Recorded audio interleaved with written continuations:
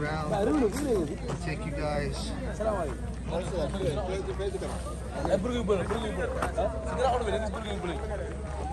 get a better look. This is at your southern border right now. Just a few agents and hundreds of males still remain out here. It seems like they put out the memoir to the other side not to send more people. I'm thinking it's in hopes that they reopen the port of entry because this totally overwhelmed them. You're having to pull people from the port of entry, from Customs and Border Protection out here to assist Border Patrol with this carnage. And currently, the port of entry down here in Lukeville, Arizona remains closed until further notice. They do have those agents out here helping in processing and picking up and driving these individuals to the processing facilities, guys. Let me clean up the camera real quick.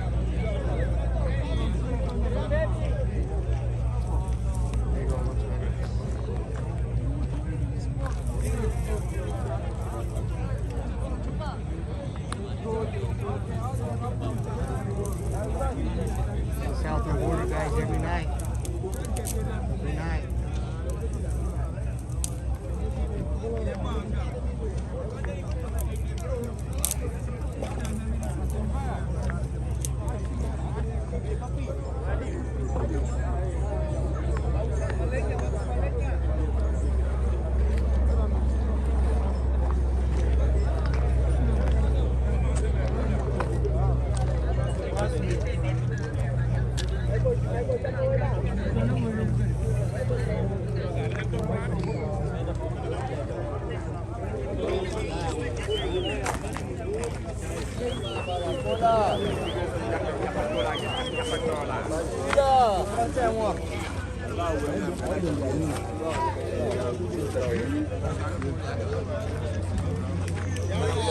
Nós estamos aqui.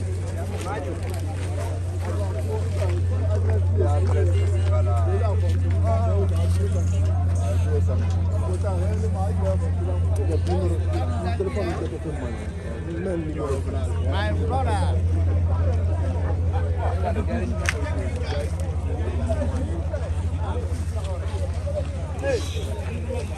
Man, it smells like they're burning. Sorry, brother.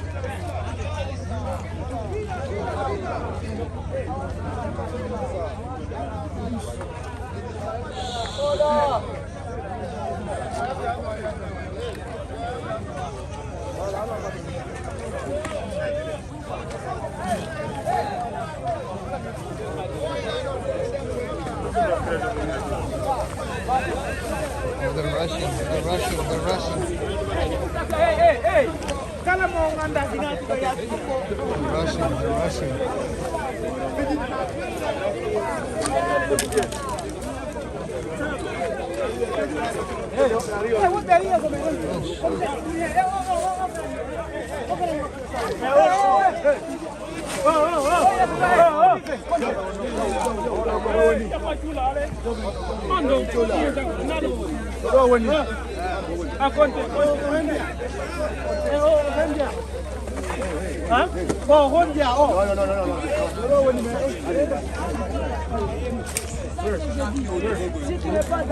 Yeah, we can do our job. Yep.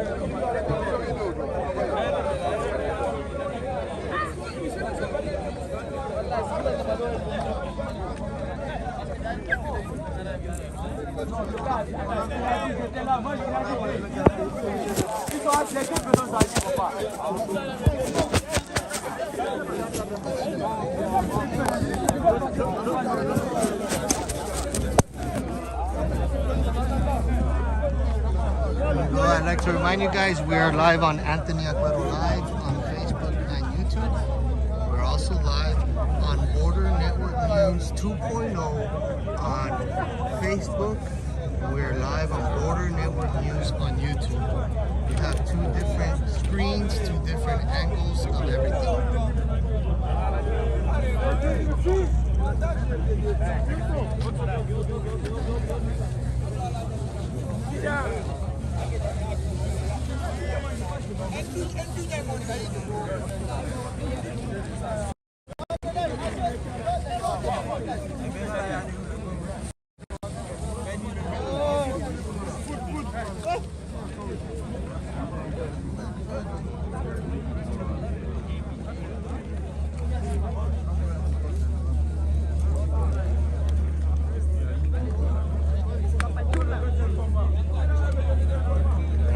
keep saying Tapachula.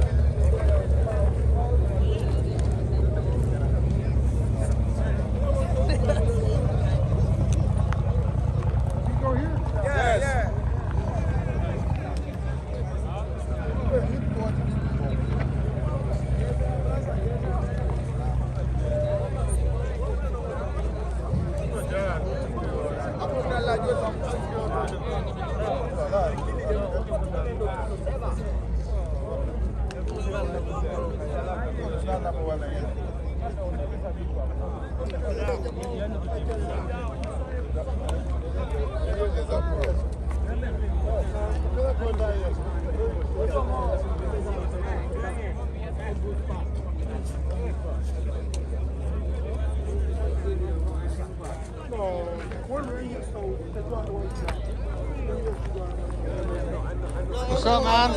Hola. What's up, man? My Nico. He said, I said, what's up, man? He said, I ain't legal. What the fuck? That's wild. I'm just trying not to step on no landmines, guys. I'm telling you, there's tons of fecal matter all over this floor here. Smells nasty. Man, my friend. My friend. What's that? Man, my friend. What is it like? All that. Wait, say more Baba.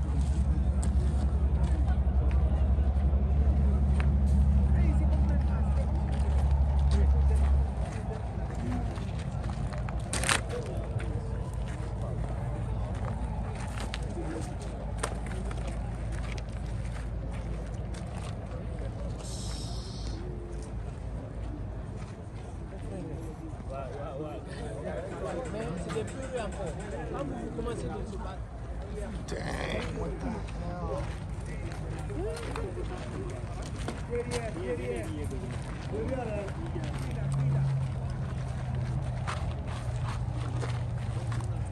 Hey, take all your cell phones out.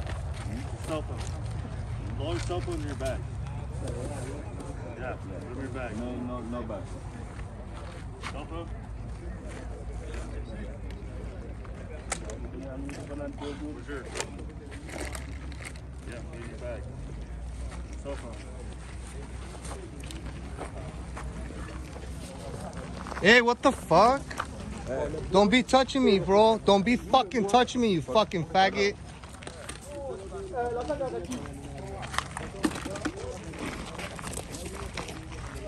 Hey, sir, are you okay? Yeah, he just grabbed my ass, bro.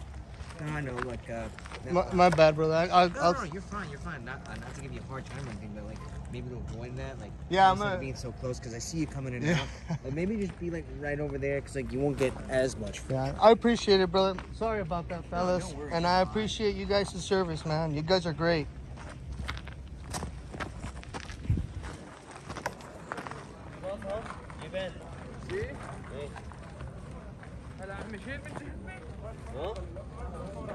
That fool literally grabbed my ass.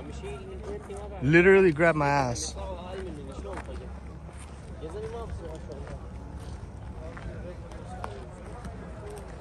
Sorry, guys.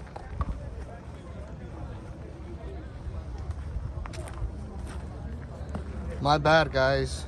That is not fucking cool. It's not what I was expecting, quite frankly.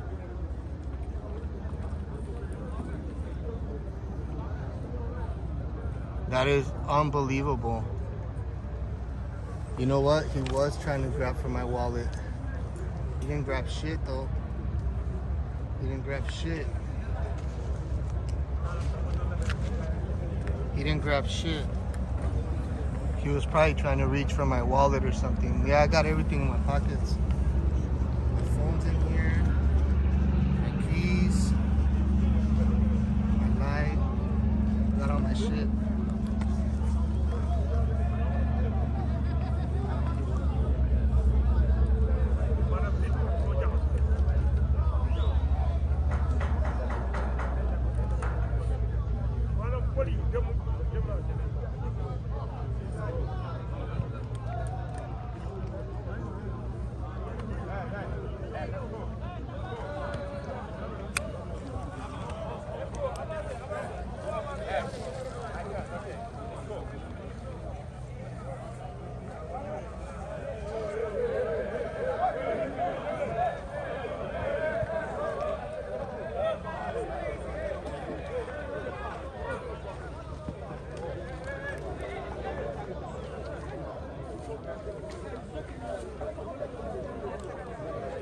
Look at my flashlight's bomb, huh?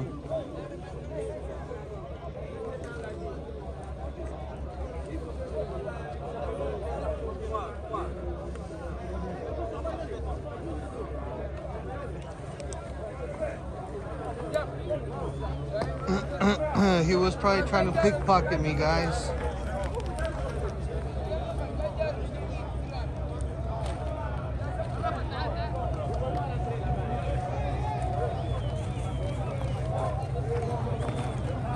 Oh shit, here we go. Everybody's rushing that way. Here comes the other BPs.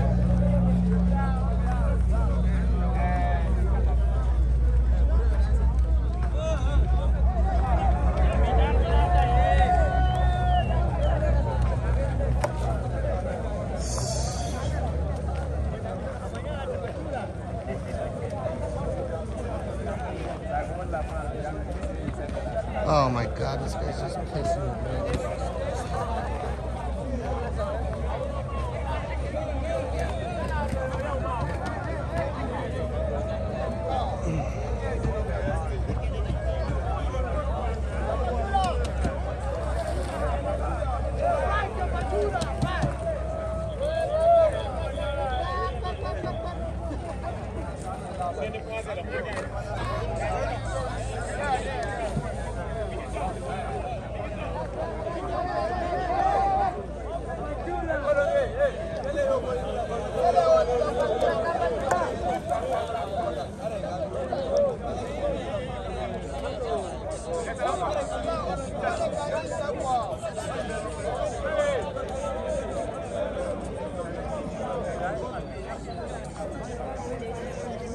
Let's go.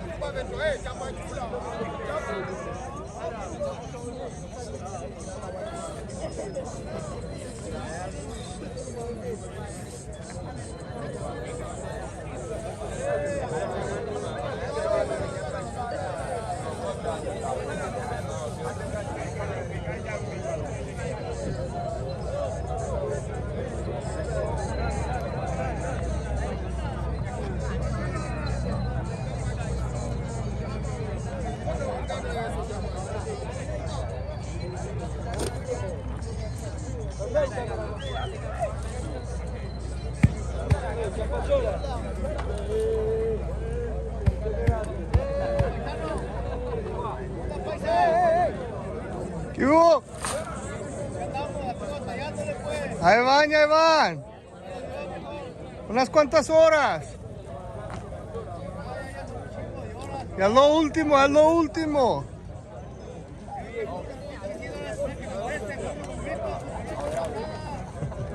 No traigo nada, viejo. Look, more people are arriving. You see that?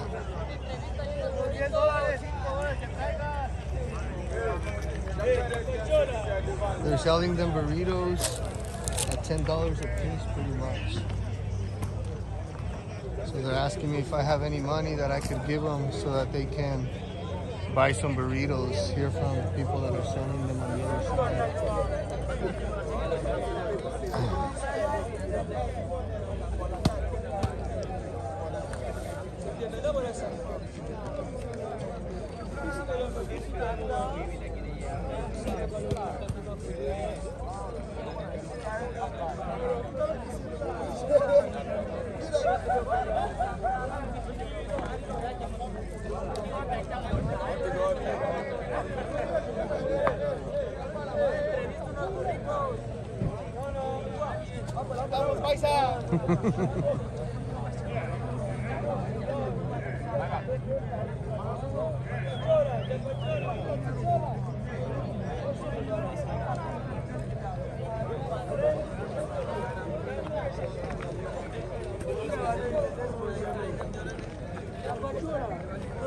They keep saying Tapachula. I don't know why they keep saying Tapachula.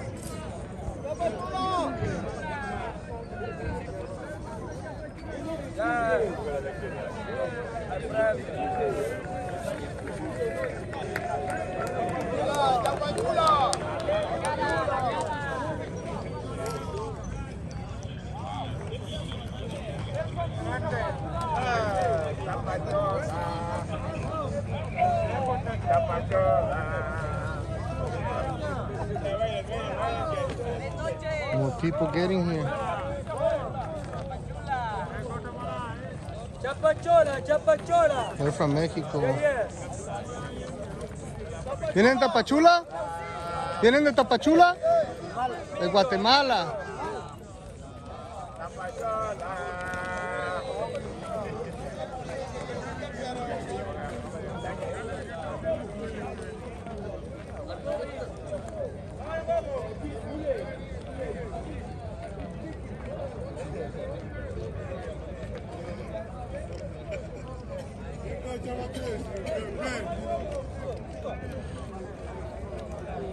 You can't be front.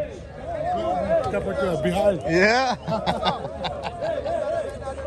Oh, that's what Tapachula means. When you cross line, you gotta be behind. Tapachula goes to the back, huh? Oh, that's funny. That's fucking hilarious. But it's funny, but it's not. But it is really fucking funny because they're like legit picking on the little ones that are from Tapachula that gave all of them such a rude welcome. So if you're from Tapachula, these guys automatically send your ass to the back. So when you're trying to get here and you're trying to get in line and you hear Tapachula, it means get your ass to the back, pretty much. You're getting treated like if you were from Tapachula yourself.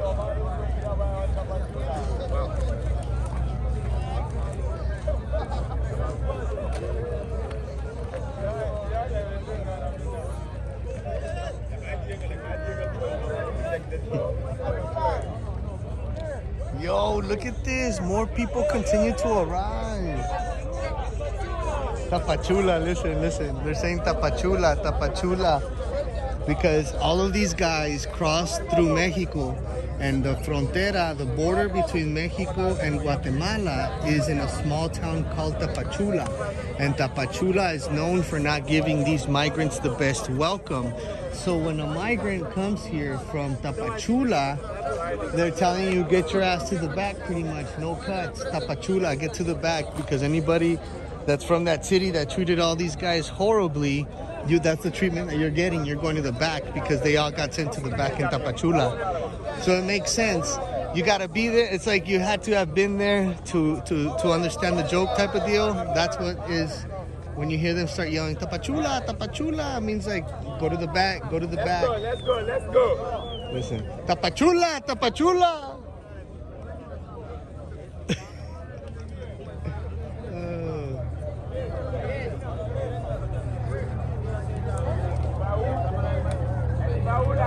Oh, Mexico.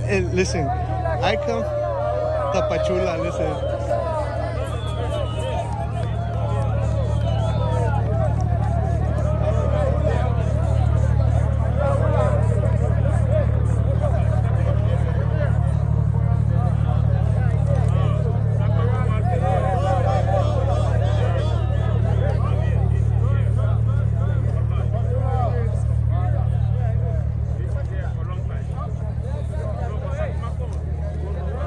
Look, and more people continue to arrive.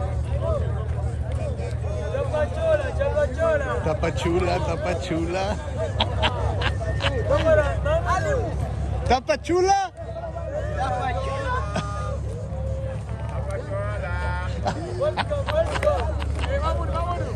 Ah, Tapachula. That's fucking funny. I can't stop laughing about the little inside jokes, man. Sorry, guys. This is a real serious matter, but from having to live through here and always being upset and really like bummed out about the whole situation, sometimes little stuff like that makes me laugh because I understand exactly what they're talking about and I don't agree with what they're doing, but their logic to their jokes is pretty freaking funny.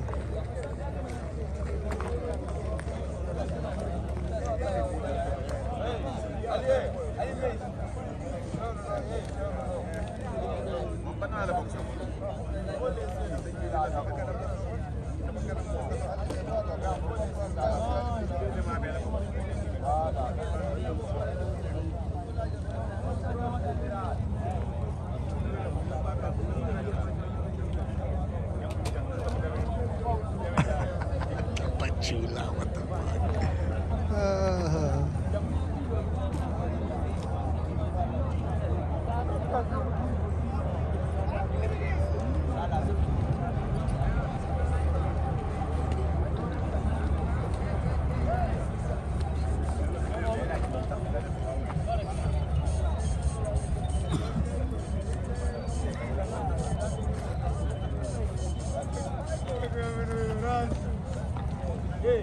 Hey.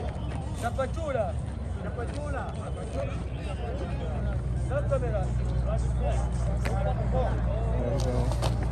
There we go. That's what I'm talking about.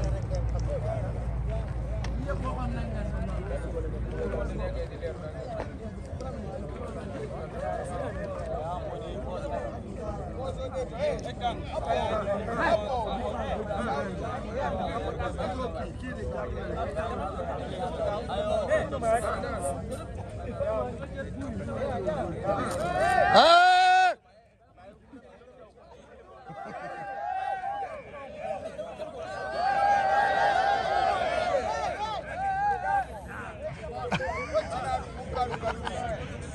They don't want him to grab his phone.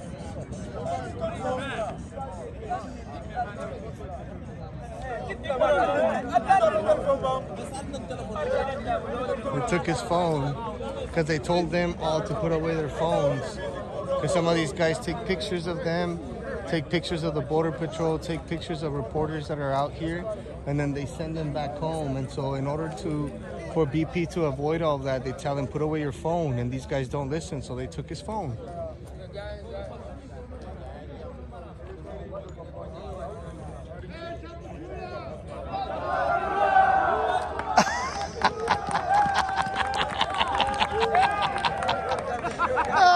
Tapachula, what the fuck? This shit's fucking funny as hell, man.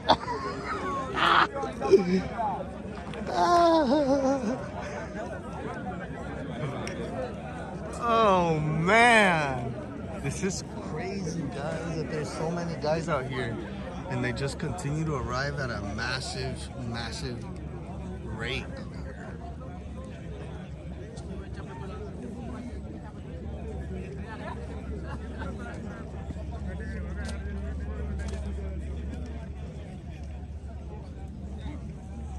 These guys are fucking tired of being out here. Most of these guys have been out here for 3 days. And I'm not justifying it, guys. Some of you guys, when I say they've been out here 3 or 4 days, some of y'all then turn around and tell me, so nobody brought them here. Like if I'm like you get defensive with me, and I'm just trying to relay to you guys what's going on.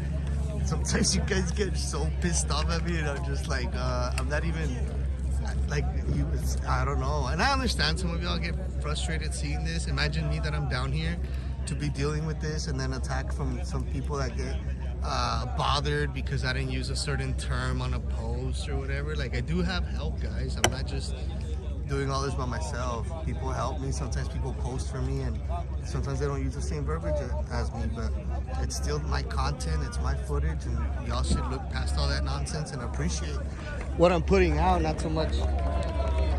Oh, here we go.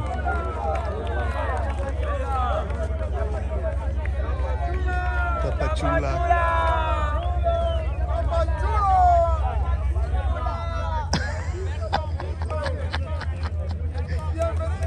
Tapachula. Tapachula.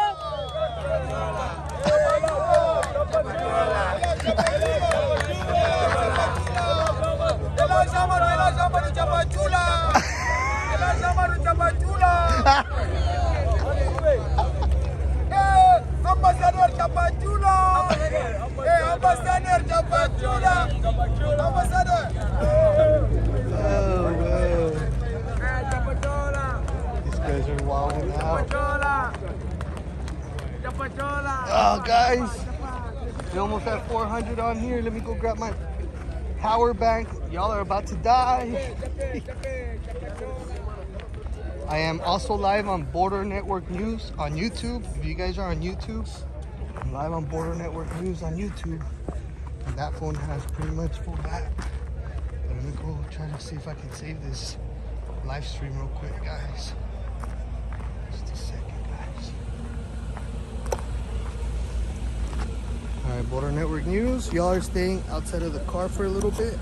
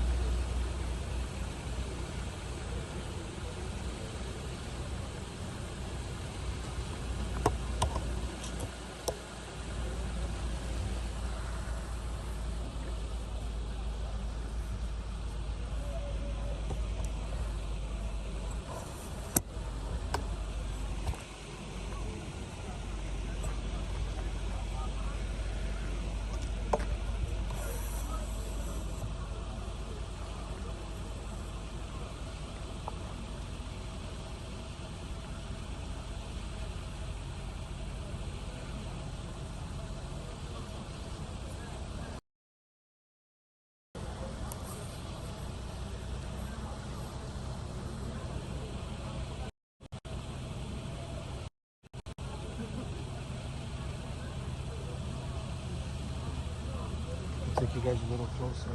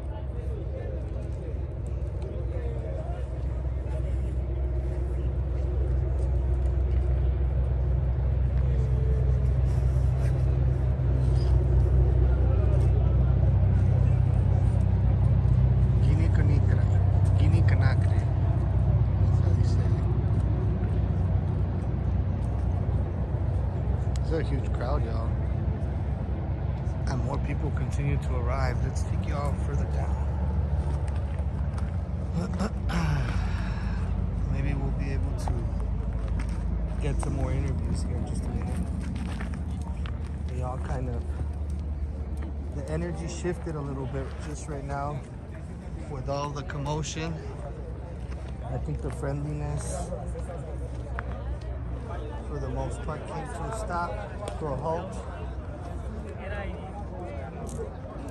Got this guy on the cell phone over here. He won't learn.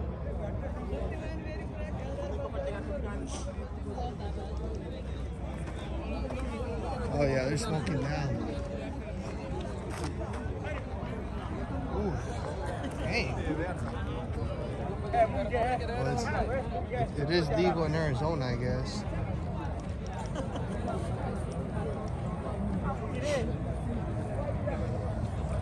It is legal in Arizona. So what do you guys think happens when these people, if any of them were to get caught with ganja? Do you guys think they get arrested? I don't think so. I don't think they would get charged.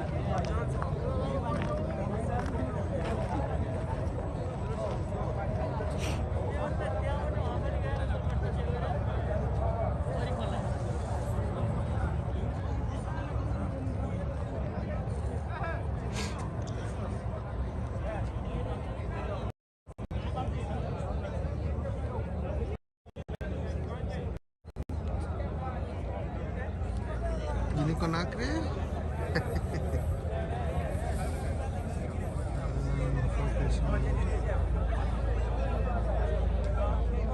There we go. It was in manual focus. I had to put it on auto.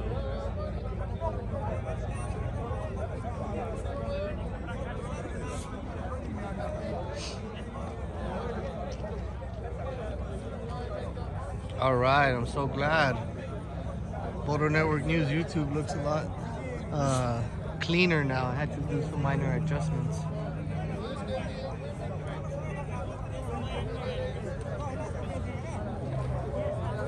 What are your thoughts, y'all? I'm here to answer your questions. Let's open up the mic. You know what? I'm gonna do a YouTube space. I mean, a Twitter space.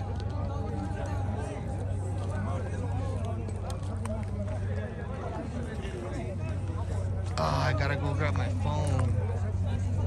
It sucks, I didn't bring my phone. Let's go grab my other phone. I'm gonna do a Twitter space so that any of you guys that are watching right now, you can actually ask questions.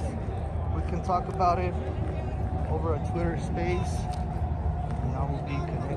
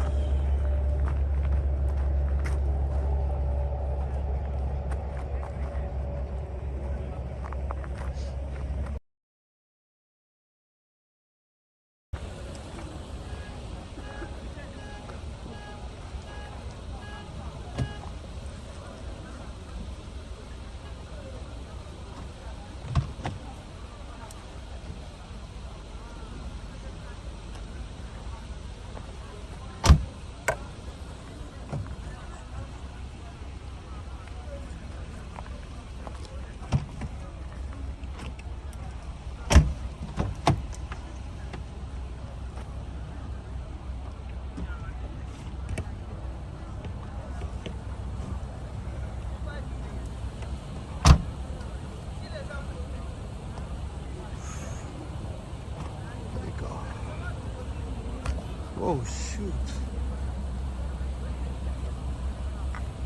Okay. Good. All right. Cool.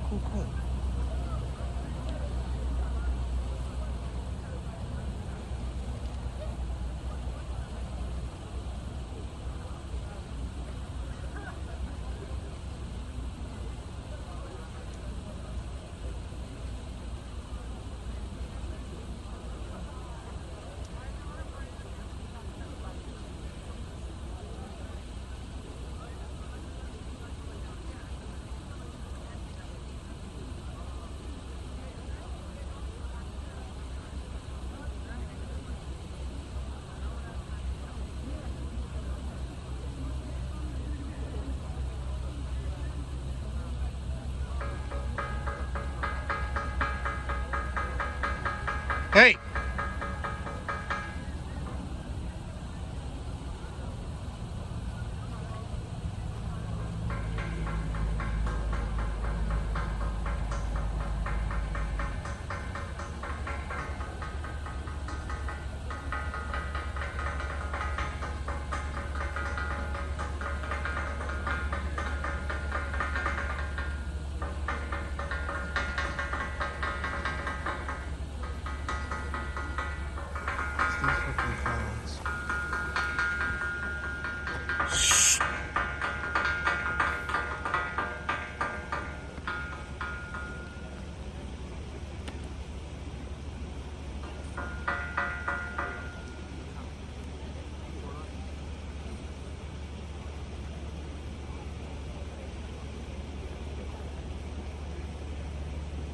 start cutting the blanket in half.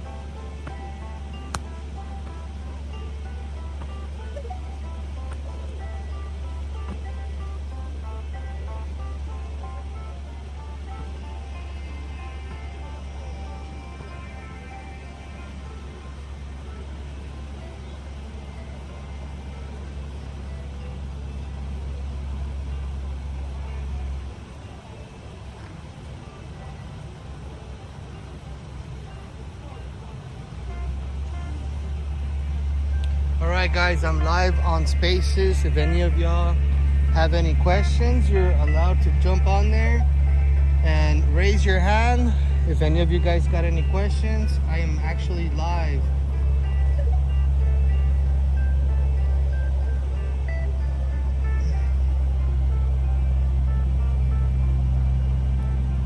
How do I turn off the... There we go. Sorry guys, I do apologize. It's my first space that I host. Welcome to you both that are in here. We are live from the Arizona southern border on YouTube. For those of you guys that don't know, if you guys are jumping on right now on Twitter, you can actually see what I'm doing out here, where I am at, and see exactly how it's going down and how agents are pretty much taking care of this situation and trying to keep things under control. If you guys that are currently watching on YouTube want to jump over to X, formerly known as Twitter, you're more than welcome to, as I will be answering questions for you guys from the US southern border. If anybody has any questions, please let me know.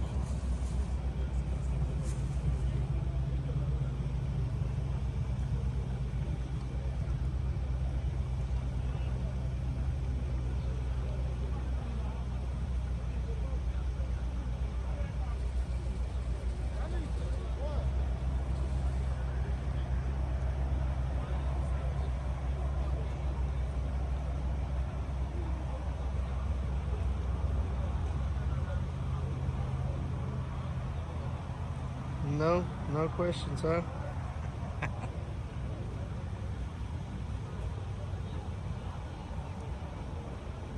Oh look, more people are arriving. Oh dang, I knew it. I knew it was gonna be a big one tonight. I knew it. I knew it. I knew it. I knew it.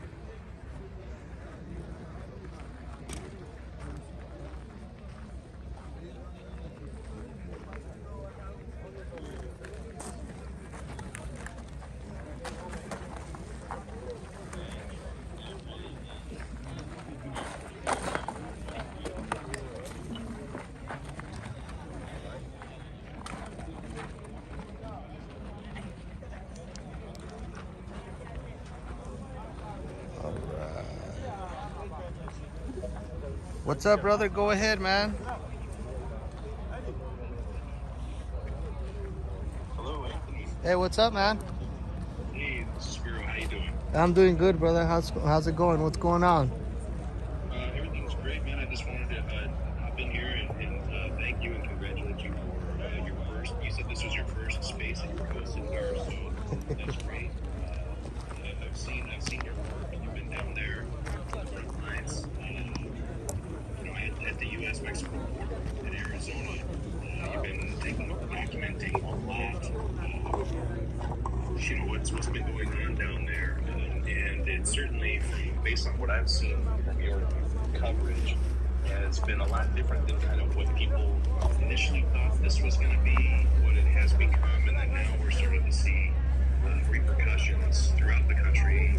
Certain cities that deemed themselves to be sanctuary cities initially are now wanting to turn away migrants. You're down there on the front lines. You were posting a lot of footage from Lukeville, Arizona, which just recently, and it was controversially, from what I understand, reported in the news, they just closed that border temporarily, that crossing there in Lukeville. So you've been there, you've been on the ground, you've been filming, documenting, posting all kinds of stuff that most people don't get the chance to see. So if you can kind of give us a recap of how long you've been down there in Arizona, what you've been seeing, and some things that stood out to you, that stood out and kind of maybe surprised you, or what's the situation right now down there in Arizona?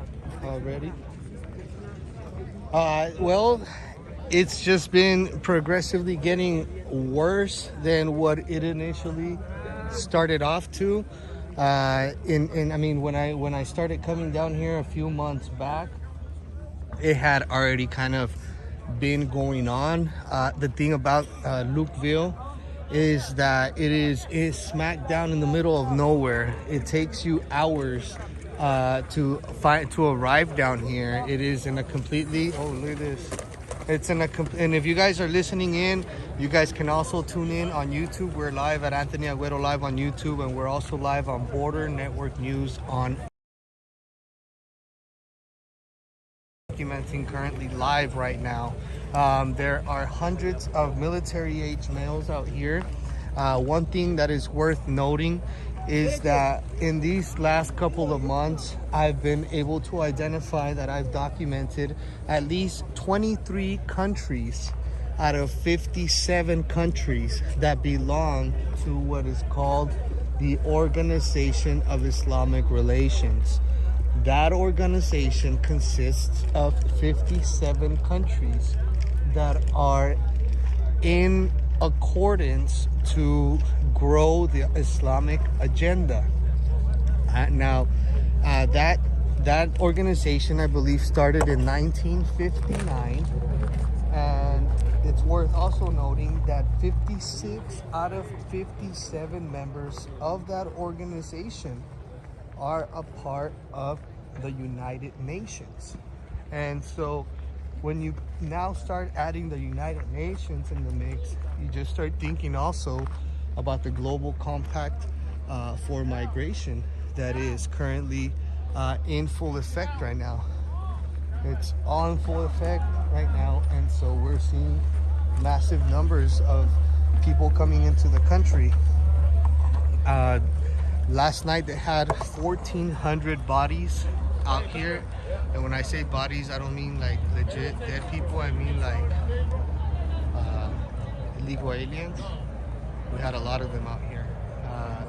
Tonight is no different, and I honestly, from what I've been able to gather, I do believe we're gonna get hit with probably another 1,000 people, which will make the grand total at about 2,000 bodies out here at some point during the night tonight. So that is kind of. Thousands crossing tonight. You think thousands of people crossing tonight? Is that where you're at? Yeah, right. We're down here right now in Lukeville, Arizona, and right now there are currently about probably around 800 bodies out here right now, and I think we'll see at least another 1,000 people arrive throughout the night tonight. Yeah, it's still early. It's actually barely 8:11 here in Arizona, and so we already saw pockets or groups of people coming in right now from Africa, and so nobody had crossed pretty much through the gap out here, and now people just began arriving once again right now. So it's like the faucet was turned on, and now they're all on their way to congregate and meet up with all of the other ones that are currently out here right now.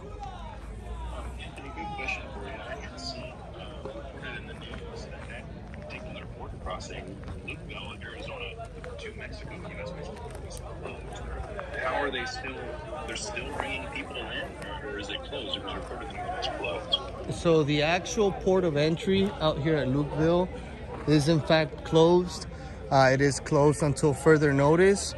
The agents, Customs and Border Protection agents that are out here that should be working the port of entry have now been turned into drivers, and they are now assisting Border Patrol agents with picking up migrants and dropping them off. There is basically zero border protection happening right now. And if you guys, for those of you guys that are watching right now on YouTube, here's another group of military age males looking really clean, really nice clothes actually, if you guys are watching right now on screen. But nonetheless, they continue to arrive, and it's the port of entry is closed. It is closed until further notice, because these agents have been forced pretty much to come and help with what's currently taking place out here, guys. So, Anthony, I don't mean, I just want to, I have so many questions for you. It's amazing. I am watching your footage on YouTube right now, and I see great quality footage coming in live right now. And I see everyone sat down there, as I understand it, but it looks like a large group. And so, from what you're saying, so the port of entry is closed. So how are these guys getting in and being processed right now? Are they breaching the fence? Is there a hole or in the wall? So Exactly, are they still being brought in? So these people are actually, some of them are straight up walking right up to the port of entry. And since they are on American soil, at that point, they are escorted or driven back down to this area where all of these people that broke the law and came in illegally are being staged at. We are already, I can tell it's gonna be hundreds of males that are coming in. There is another large group that I can see at the further distance that you guys will start seeing here on the screen in just a few minutes. Yeah, they're breaching the wall, and what they are doing is there is no Border Patrol agents out on the field, not one that is patrolling or protecting the border. So cartel is able to drive vehicles and put the tail of the truck up against the wall. Then they start cutting at the actual wall, and then they start once they get through the steel, they get to the concrete, and then they're getting to the other rebar. Now it takes about an hour, a full hour of them just going at it and sawing away at the wall. But since there is no Border Patrol agents out here patrolling, even though it's so noisy,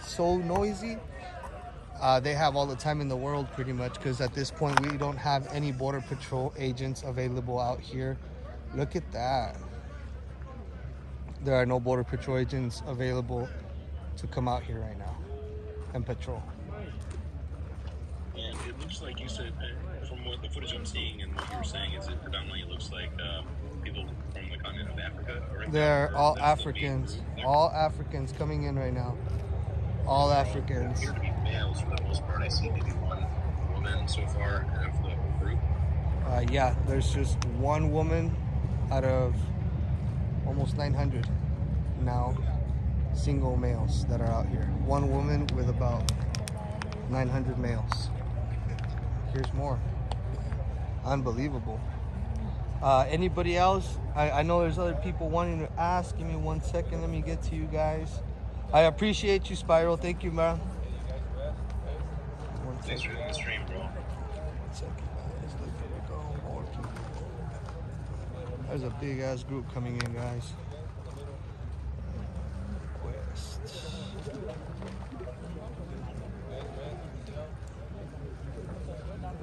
Binford, go ahead, and then we'll go to motivation.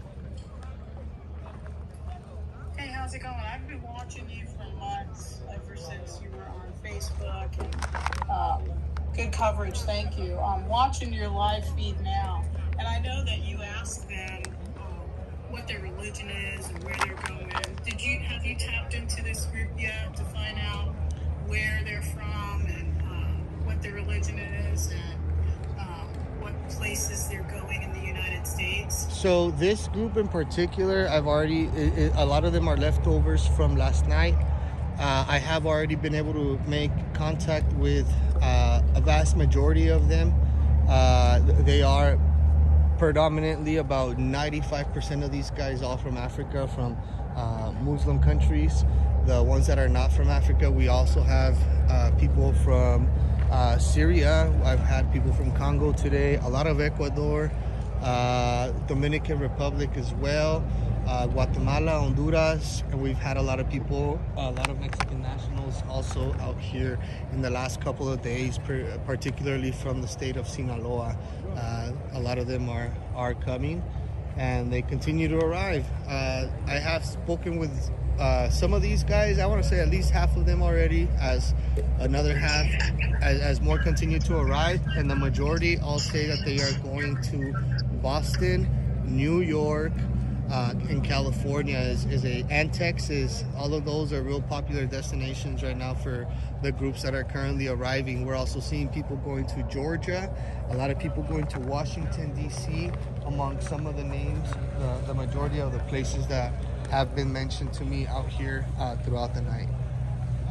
Have you been able to go to that section where you said that they're trying to break in and they cut through the steel? Do you have any footage of that? I show all of the fixes on the wall that have been occurring. Ali Bradley put out a video earlier of one of those gaps. I've shown them as well, and I've also shown a lot of the repairs that are being done, because it's like a game of whack-a-mole out here. The cartel has, or the organized crime should I say, has so much time on the other side because there is no border patrol patrolling, so they can be going at 2 or 3 different locations at a time and just prep it for the following day. And then you start having situations just like what we're seeing right now. Now just a bunch of military-age males all now making their way, as they have now broken through the fence. And I just drove through that area maybe about an hour ago. I knew it would happen. All the signs were there. There is actually a bus station right about a mile from where I'm standing right now. And as you're seeing the wall right now on your screen, about a mile about a mile west from here, if let's say I was driving straight to California, about a mile west, there is a bus station right smack in the middle of nowhere. And this bus station is pretty much dropping off all of these individuals that you're seeing right now on your screen, right across, right next. Okay, so it's the border wall. There is a small buffer zone of like 10 feet. And then there is a big roadway. There is like a highway out here, a major highway, a corridor. Right in front of the highway, there is a bus station for these buses that are transporting these folks. So that they arrive there, they have refuge while they wait to be brought into the US pretty much. They also have a restaurant there for them. So they're raking in because there's no other restaurant out here. They're smack dab in the middle of nowhere. Like, who puts a bus station just like that in the middle of nowhere for whatever reason? There is nothing out here. There's not even a small little community really at a walking distance. So why would you put a bus station in there is what I'm asking. So those buses arrive every single night, and then you have situations like what you guys are seeing out here where the fence has been pre-cut 24 hours before. I'm sure while Border Patrol agents are out here right now preoccupied, there is some more hardcore cutting of the fence right now out here. Absolutely. Yeah, it looks like we don't have a lot of border patrol out there at all. I mean, they could be taken over. It looks like by all these people, and they all have backpacks. Like, are they checking their backpacks when they come in? So all of these people that you guys are seeing here are not checked into Border Patrol. They are technically not under jurisdiction, and so if they are not under custody of the Border Patrol just yet, and they don't know that. They are not under custody of the Border Patrol yet because until Border Patrol agent takes full custody of them and picks them up from here, then their time in custody starts. Higher ups are forcing Border Patrol agents to process faster and only giving them a 36-hour time frame. So all of these guys that you guys see out here on the screen, their time does not start until they get picked up in these transport units, these vans. And for the most part, these guys are only seeing a 16-hour turnaround, but no more than 36 hours before they can get released. These guys are being released at outrageous numbers. I mean, you literally just come in here and you're getting in. You're getting in. So they can't really be thoroughly checking their bags. No, out here, not at all. And none of these people are legally actually in custody. None of them have been read their rights. None of them have been processed or pre-screened or haven't taken a picture of. None of that. These people are just sitting here waiting to get taken into custody by Border Patrol. Right, and then once they're in custody, they still don't have the time if they're processing them fast when they're in custody. And how are they checking through their bags thoroughly? I couldn't tell you because I'm not in there with them, and so I couldn't just start with a what ifisms. But I know that out here they're not really checking nothing, and they just put them straight into the trucks and into the vans. Look at this large group right here just arriving. Yeah, well, thank you. I mean, you were in Texas for a while there. I was watching a lot of your videos from Texas. Yes, ma'am. Absolutely. We've bounced all over the border. We've covered every single inch of this border, and we'll continue to do so as long as we're healthy enough to do it. Thank you very much for your questions tonight. All right, thank you. You can drop me down. Already. Who else was next? Motivation, you said. Go ahead, Motivation, if you're still on here. You might have dropped out.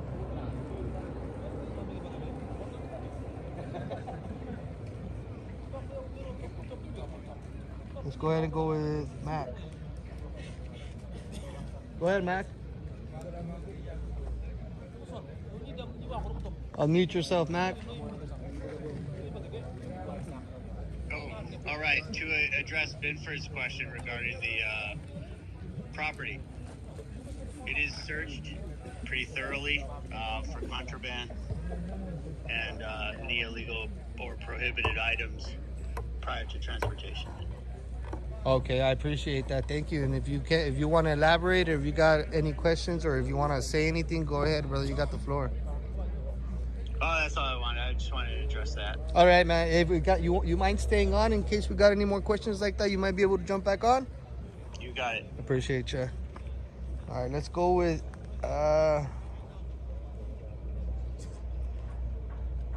Awaken. Go ahead.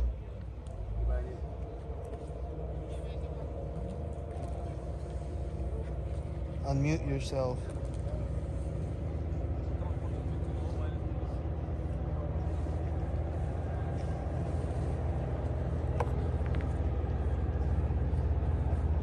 Can y'all still hear me?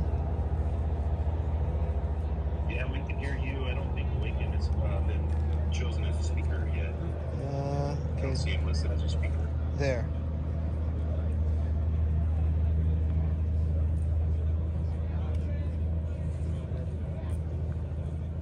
And then Awaken would have to accept it. Oh yeah. So, There, she's on. Go ahead. Awaken Sleeper. Go ahead.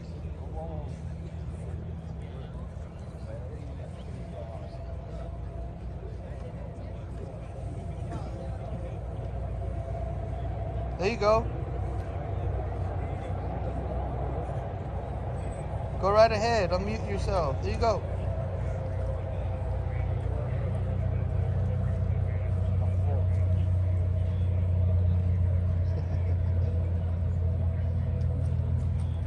Go ahead. Hit the unmute button, the little microphone.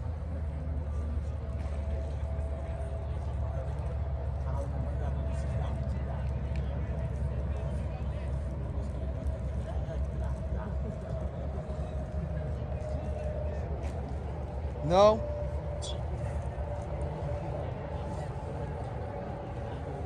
It's not letting her come on, or him.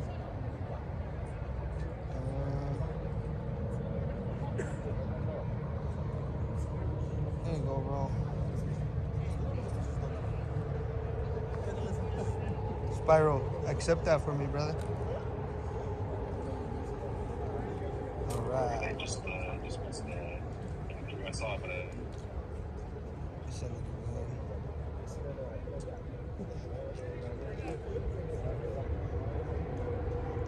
There you go.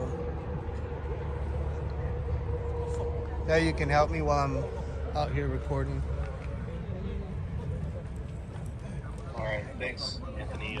This is actually my first official time with the co-hosting, so it's going to take me a minute to figure that out too. Sorry about that. Nah, no worries, brother. You're good. I appreciate you. Yeah, so I've seen, like you're talking about the bus stuff, I've seen so many videos while I try to figure this out. If you can answer this question, keep us going.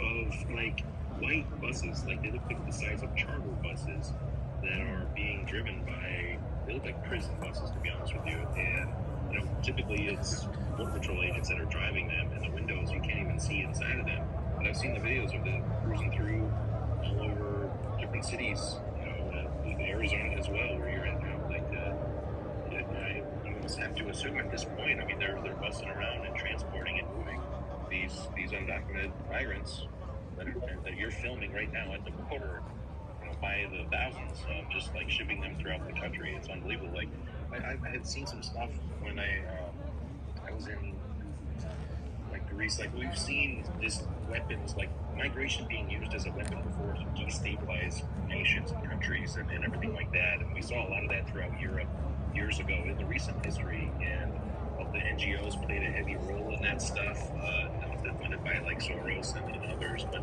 these NGOs would kind of help and coach them along the way through their travels. And the cartels pretty much running from Mexico there. But have you seen any evidence of like NGO involvement there? And you know, you touched on the transportation of these people and the distribution of them throughout the country. I think it's wild to see. So currently out here in Arizona, the NGO that operates borders is the volunteers are all like white guilt liberals. It's the majority of the people from this NGO is these white Americans that have that white guilt, and they are out here thinking they're doing a good deed, and unfortunately leftists are taking advantage of these older people or elderly folks who are actually out here thinking that they're doing a great deed, but in reality they're just aiding and abetting the enemy. Because if you want to come in and turn yourself in, there's no need for these NGOs to be putting water drops and food drops further up miles north from here. It should not be working like that. That should not be allowed, and there should be some kind of law or legislation that prohibits groups from aiding and abetting in the illegal migration that is currently happening out here. They actually have little areas, spots that are marked off to migrants with a in their GPS or in small maps that are given to them on the other side of the border, and then they just follow along and they follow these maps, this route where they're marked off with blue flags and blue LED lights. And look, I'm gonna turn off the light so you guys can see all the little lights just flashing heading this way. People's lights and cell phones, but they're marked off, and every, I don't know, about half a mile to a mile there are little areas for them to rehydrate, replenish, and then continue on their journey down to wherever destination they've predetermined for them on their little maps or on their GPS for them. We brought some more people up here that were hoping to hop on. If anyone has any questions, Sean, I see this guy's hand raised. Feel free to hop in here. Thanks, Anthony, for the info on that and the footage. The live footage right now, if you're not seeing it right now, it's Anthony, if you don't mind pronouncing your last name. Anthony Agüero live right now. We're actually live. We're live right now on YouTube. You can see the footage right now. He has, there's a group of migrants speaking with the Border Patrol right now. He's down there on the border, in the Arizona-U.S.-Mexico border at 8:30 p.m. right now. Live streaming and talking to y'all here. So, any questions, feel free to hop in. This is not a question. This is not a question, but I just, what hurts me is that we're here, because I'm in Central America, and what hurts me that I get to see these people crossing the border illegally, and we're here, going to the U.S. Embassy, processing our visa, and we still get denied. That's the part that hurts me. Wow, who is this? Is this Richard? Yeah. Okay, well, thank you for being here, brother, and yeah, you know, that seems to be the sentiment, not just with you down there, man, but with a lot of legal migrants that are down here. I know a lot of Latinos that don't agree with this. I, coming from a migrant family, I know the sacrifices that many families, and I've seen family members, you know, scrape up to the last penny, gather the last document needed, everything, you know, sacrifice time away from their family to learn and educate themselves on the country, on what the stripes mean, on what the stars mean, all of that stuff. You know, that's immigration. What we're seeing here is clearly we're being colonized. It's not an invasion, because we're not seeing actual guns and these guys aren't coming in here. This is a silent war. This is weaponized migration, and we need to realize that it's the United Nations, it is these leftist organizations that are funneling money that we are giving to these NGOs to then shoot us in the foot. What's happening here? You got to keep in mind, like I said earlier on this live, and I will continue to repeat it, the majority of the people that are coming in right now are coming in from predominantly Muslim countries. These countries form a group that's called the Organization of Islamic Relations that consists of about 57 groups. 56 out of those 57 groups are part of the United Nations. These groups are on board with the agenda of Islam and expanding it. And so you're seeing all of these individuals. I'm not being racist, I'm just calling out what I am seeing out here. These individuals are coming in from all of these countries, and the reality is that they're all being let in. Most of these guys have a big ring on their finger, and I encourage all of you guys to research these rings that they are wearing, all right? They are all wearing it, and it is a sign of allegiance to whoever they kiss the floor for out here, all right? Wow, that's incredible. I didn't know about the ring thing, but you know, you're absolutely right about it seems to me, as far as the group that is organized with the United Nations on this, but it doesn't surprise me because I had seen, you know, their footprint on the same tactic that was used just years ago throughout Europe. You know, so it's the same tactic, and it's being facilitated 100%. As we're documenting live right now on YouTube. It's unbelievable to see, and they're looking to change the law. So, today or yesterday, they was talking about, well, we're going to recruit these guys into the military and use them because nobody wants to join the military nowadays. And grant them citizenship, and then Anthony, what you were saying about dear people to me that are in my family, immigrated here legally, and it's a painstaking process. My family immigrated here. That's what America was the melting pot. Everyone came here for the most part, So yes, we take pride in our country, and this is a slap in the face to everyone. I know people that it took over 10 years for them to go through the process legally and do it, and now they're wanting to change laws, because this is what I'm seeing, what you're showing right now on YouTube live and talking about here is illegal. It is illegal, but it's being facilitated anyway. So it's very concerning and nefarious. And then we also have, I'll wrap it up here with the FBI director today talking about how he's never seen a time in history where he was involved where like every threat level was elevated to the level that it is right now. So it's a perfect recipe for disaster, and it's being done on purpose. Like, you couldn't mess things up and spend on accident, in my opinion. I'll go ahead and shut up now. Yeah, no, and you're right. It's definitely not incompetence. This is all by design.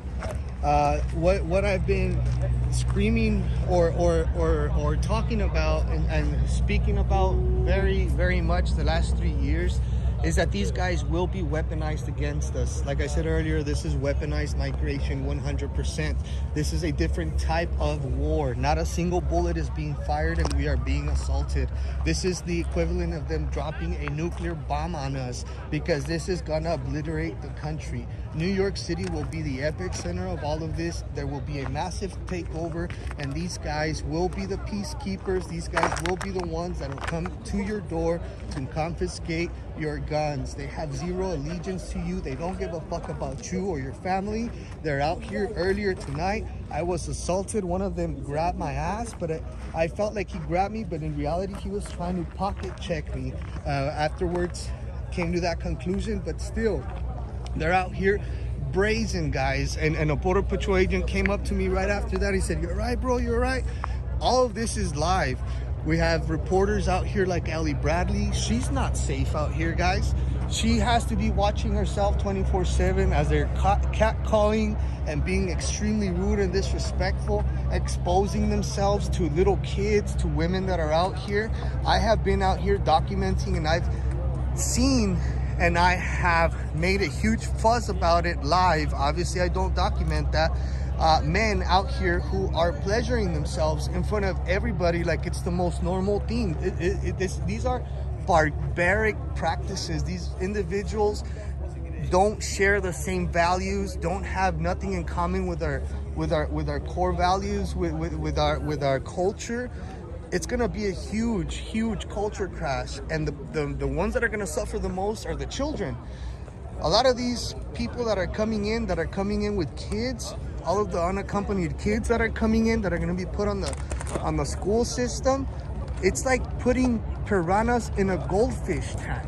Your kids have been sheltered beyond. A lot of these kids that they call unaccompanied or minors, because they're under 18, but they're 17, 16, 15. Nobody talks about those kids. A lot of those kids have been sicarios already. A lot of them have already shot at people. A lot of them have already been running in the streets.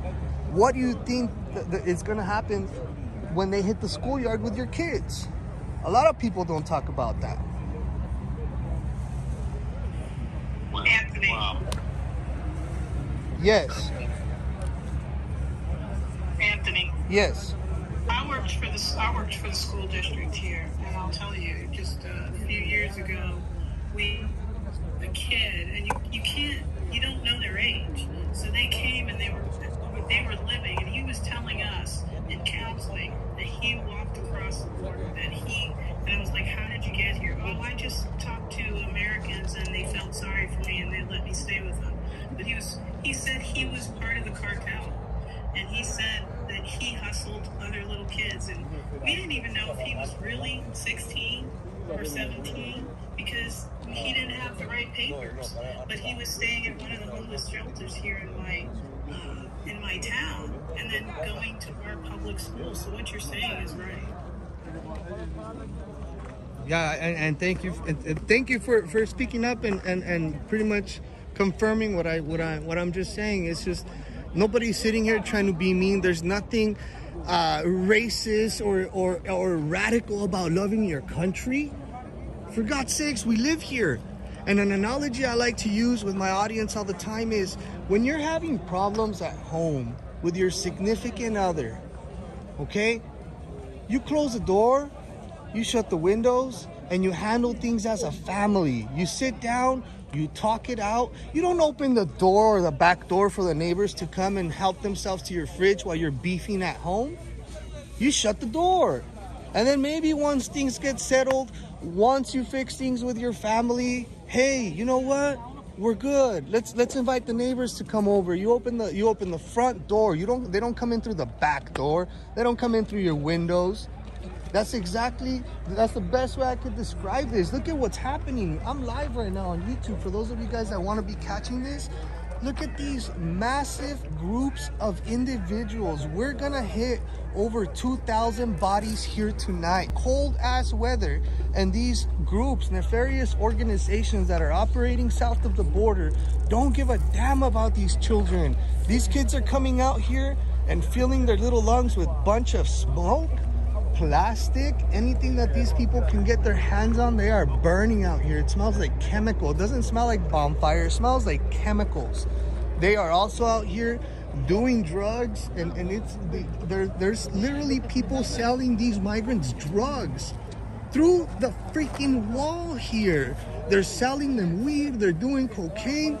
It's unbelievable, and it's all being done blatantly in front of our law enforcement. This is a sick slap in the face to everybody, guys. Well, Anthony, thank you for documenting this and trying to make people aware of this. And again, definitely aware of is the channel on YouTube. Be sure to give it a follow over there.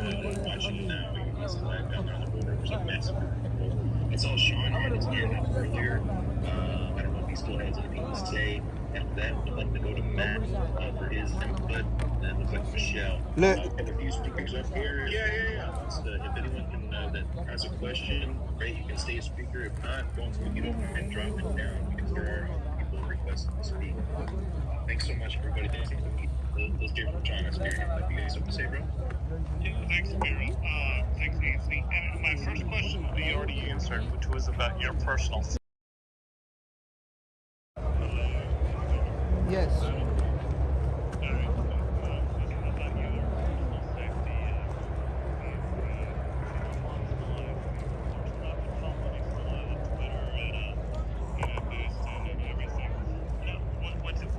To me, right? So we get you, there's some other people that are all watching this, they're all posting it, they're all live streaming it, and you can't, I can't find you on mainstream media because they just don't give a crap about it.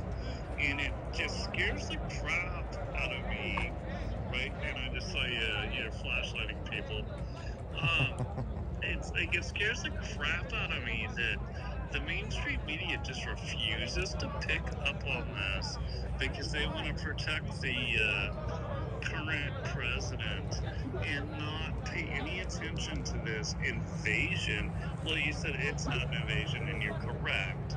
It's not. It's a slow roll. It's we're going to put troops on the ground before we do anything else. So we're infiltrating you with troops. And then we can do that. But it's really, honestly, so I still have a question though. You said some people, similar reporters like you, Anthony, are on the ground, maybe are not safe, but is there a chance, like, where are you guys at, like, with your safety? I want to go back to that. With your safety for all you guys that are reporting live, do you have a team with you? Do you have backup? Do you have anything like that? Are you just out there by yourself? So first and foremost, I'd like to say I respect every single one of my colleagues that are out here, especially taking the time to come all the way out here and putting themselves in this situation and just to try to get the word out and help inform people. It's just huge respect from my perspective, from my point of view, because being that I'm out here and I don't mean to oh yeah, but being that I'm out here probably the most out of everybody, when they come down here, it makes me happy. It's like, okay, great, maybe they're paying attention. Like Bill Malugin's down here with his whole Fox News, crews and their trucks and all that. That is great. You know what I'm saying? I'm very happy that they decided to make it out here. This is a huge story. The fact that these guys are coming in just like that. I'm literally standing in a huge dumping ground, a cesspool of illegal aliens out here right now. I am one of about 12 Americans that are currently out here watching all of this basically just develop. It is not the best place for you to be. It is probably not the ideal place to take a first date or anything like that. There are constant gunshots, and I've been documenting the times where I'm here shadowing Border Patrol very much like I am doing so right now, just kind of keeping an eye out, watching what's going on, how it's developing, and from one minute to the next, gunshots ring out. And a lot of these agents out here, before they make a move for themselves, one thing I can tell you is they always come and try to get me out of Dodge fast. And I have much appreciation for that. I know their job can't be easy, and for them, whenever gunshots ring out, I'm as an American, I feel that that's why they come to me first and they get me out of Dodge. It's not something that I take lightly. A lot of people ask, why do you wear a vest? Why do you wear a vest? Why are you the only one that really wears a vest? Because I'm the only one that's really out here 24/7 like this. I am a huge target for the other side, and it's just the reality of things. I'd rather have it than not need it, than need it and not have it, right? You gotta be cautious, and that's why I've been able to do this going on 8 years now, because you've got to be taking care of yourself out here. It is not something that is I'm gonna say it, something for the light or the faint-hearted. I think it takes like I said, my colleagues, I think it takes a special person to be able to come out here like them and be able to callous all of this and eat it up and at the end of the day fight your demons in your head and the stuff that you hear and the stuff that you see, just to continue bringing information and continue bringing the story forth. So I have a huge, immense respect for them for being out here. People like Ben Bergquam, Ali, Bill, you know, they're out here on the front lines, and so my hat's off to them, and I'm glad that they're down here. But it is probably not the best place for you to take your family out to eat or anything.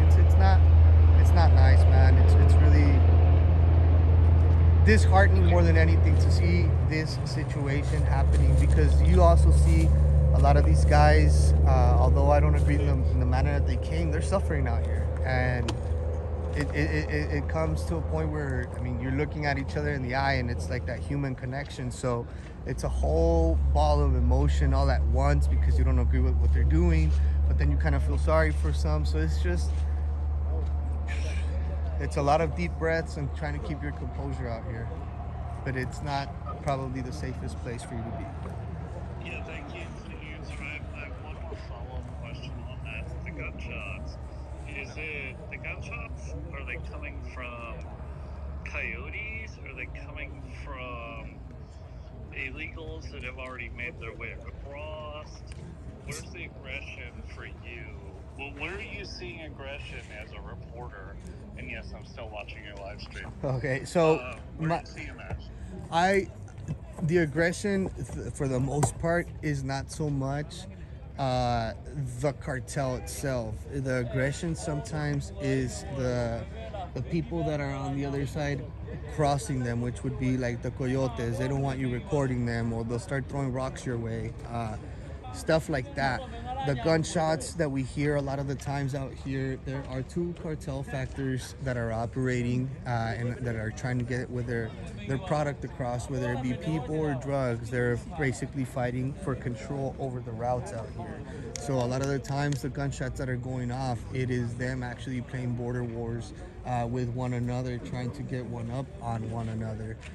There's also been times when gunshots ring out towards our agents. I was out here at one time, and like I said, they removed me first and foremost before anybody, and then they got all of the migrants to start walking, because they couldn't carry all of them. There was hundreds of them. They got them all walking to a remote area where they'd be away from the immediate fire, the line of fire. But it is I guess it's part of it, I guess. Like I said, both sides on the other side are fighting for control of this particular, like they call it down there, plaza. So it just comes with the territory, I guess. But sometimes I feel when you have large crowds like this, I'll be honest with you, sometimes I feel that they do pop shots because they know that triggers an immediate response from law enforcement. And so the pop shots triggers an immediate response, and it gets all BP down here as fast as possible. And there's been multiple times I've been live when those go off, and you see the response is massive from Border Patrol out here. So sometimes I feel it's just to get Border Patrol to clean out all of the migrants that are out here arriving. Very interesting tactics and great insight there. I think invaluable information that you're sharing with us here. I know Matt has some input. We're going to go to Michelle. And again, anyone that has any questions, feel free to request on that. Doesn't have much to say. Let's jump out and get some other people in here. Let's roll the Matt real quick. Look at that, buddy. Big crowd. You may not know this, but we shook hands about a little over a week ago down in that same spot. Oh, nice.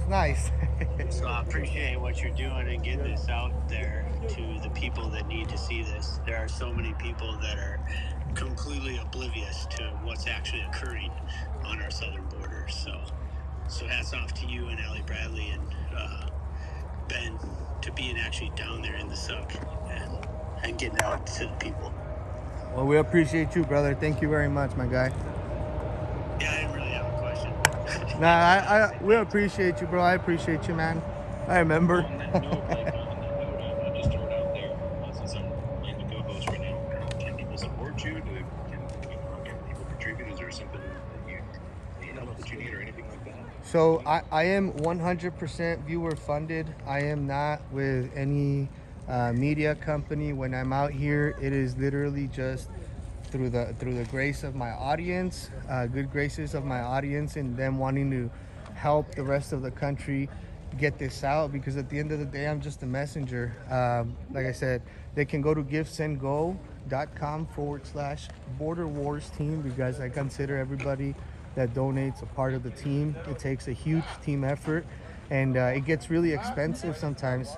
Be frank with you, sometimes I spend my own money just being out here because I'm married to the game. I am obsessed with being out here and showcasing what is happening out here. So I appreciate you for asking, and anybody that would like to contribute, you can go to that link, and I greatly appreciate you. Thank you.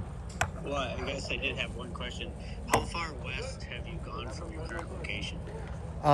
Tomorrow I was planning on going all the way to Yuma, from here straight to Yuma, to showcase and really show people what kind of treasures we find along the way, the carpet shoes, all that good stuff. So tomorrow we're going to be trekking a pretty long journey from here all the way to Yuma.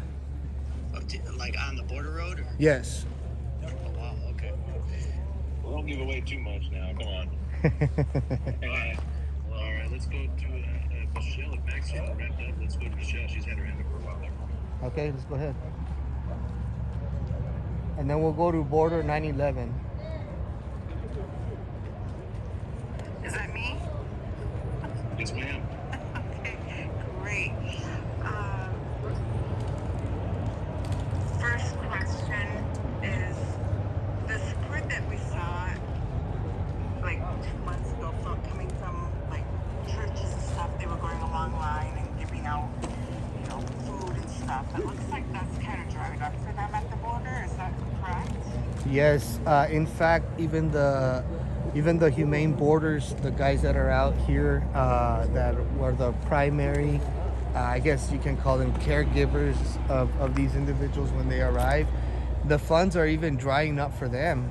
They are also kind of having a hard time being able to gather some funds. But nonetheless, they still come out here, and whether it be yogurts or granola bars, they always got something to eat for everybody that's out here.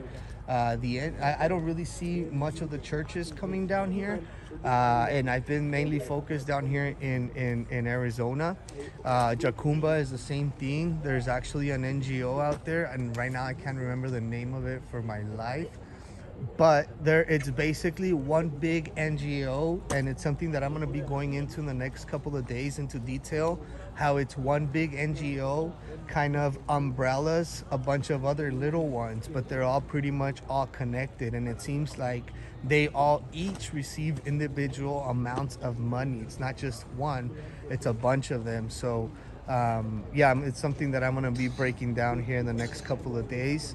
And yeah, they are kind of seeing it a little bit hard right now. Even the NGOs are. Welcome to America. Eh? They're gonna get the American treatment right off the bat. Our goodwill is drying up as well as our pocketbooks, and it's gonna be a lot of angry people coming over the border once they realize that they can't work legally and whatever they can scrounge. Now, how are these border towns dealing with this? Because I can only imagine, the first landing they go to. I'm watching Hernando on the other channel, and besides the Good Samaritan bringing them pizzas, they're like, we're hungry, we're cold, we don't have any place to go, we don't have any work, et cetera, give us some money. Yeah, no, it's the same thing out here. Just a few minutes ago, they were asking me for Oh my goodness, guys. If you're not watching this right now on YouTube, guys, I don't know what to tell you. This is unbelievable. Look at the group, the size of the group that is now being escorted off of these vans. This is crazy. Yeah, they're sorry, lost my train of thought there, guys. No worries. Let me turn on the flashlight for you guys to see. Boom, look at that. Can you ask that question again? I'm sorry. Well, just that they're tired, hungry, they don't have any money, they can't go to work, and don't have. And a lot of these guys that are coming from Africa actually think that they're gonna be literally taken care of. You ask some of them what they do for a living or what do they do for work, and they've told me, I don't work. Many of them are thinking that they're gonna be pretty much handed everything. Look at this. That's a long line. All men. So how are they when they land in these little towns, especially in Texas, because they're just a whole bunch. ¿Dónde viene usted, caballero? Ecuador. De Ecuador. ¿A qué estado va? Dame por Florida. Sígale. ¿Y usted dónde viene? Ecuador. ¿A dónde va? A Charlotte. Pásale. ¿Dónde vienes? Ecuador. ¿A dónde vas? Nueva York. ¿Y tú? Ecuador. New Jersey. Gracias. ¿Y tú? Yo de Guatemala. ¿A dónde vas? Para Nueva York. Where are you from? Senegal. Where are you going? America. Thank you. Where are you from? I'm from Senegal. Where are you going? I'm going America. Where are you from? Senegal. Senegal? Senegal. ¿Dónde vienes? Ecuador. Ecuador. ¿Dónde vienes? Costa Rica. Costa Rica. ¿Dónde vienes? Buenas noches, Ecuador. Ecuador también?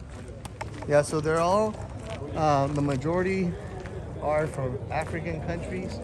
You have a lot of people down here right now from Ecuador, and we've seen like 3 women and with some kids right now. We're gonna surpass 2,000 people out here tonight. I guarantee you that. So if they don't end up in one of the big cities, I mean, they're going to end up in our small towns. Yeah, these people are ending up basically homeless. Not just these migrants across the board are being dropped off in small towns. They're being dropped off absolutely everywhere. And you guys can see there goes the Mexican police to try to put a stop to all of the bleeding. The people that are coming across, I don't know if you guys can tell, the blue lights on the other side. They look like they're on their way to where all of the migrants are crossing in through right now. There's multiple units heading off that way. They're about as useful as a screen door on a submarine. Yep. So they're just going to start dropping people off in random cities. They're not even going to send them to New York anymore. A lot of people are being dropped off in rural towns and with little to no resources, in hopes that small churches pick up the tab or open their doors to them. That's why they're asking Americans if you want to volunteer or take in a migrant. This is crazy. We don't know these people's agenda. They've not been properly vetted. And unfortunately, there's very little resources that go into us being able to find out anything about them. There is very little on the database on the majority of the people that you see coming in here right now, because they just don't have that communication open with our country. And so a lot of these people that might have something criminal, it takes days if they're in fact criminals from other countries. And a lot of the time, since the turnaround time is 36 hours, by the time they figure anything out from the FBI, these guys have already been entered into the country and they're long gone. And now it's a cat and mouse game trying to find them. that'll work just as long as my little Lutheran community until one of them is found masturbating in front of a little white girl. And then this town will close down so quickly.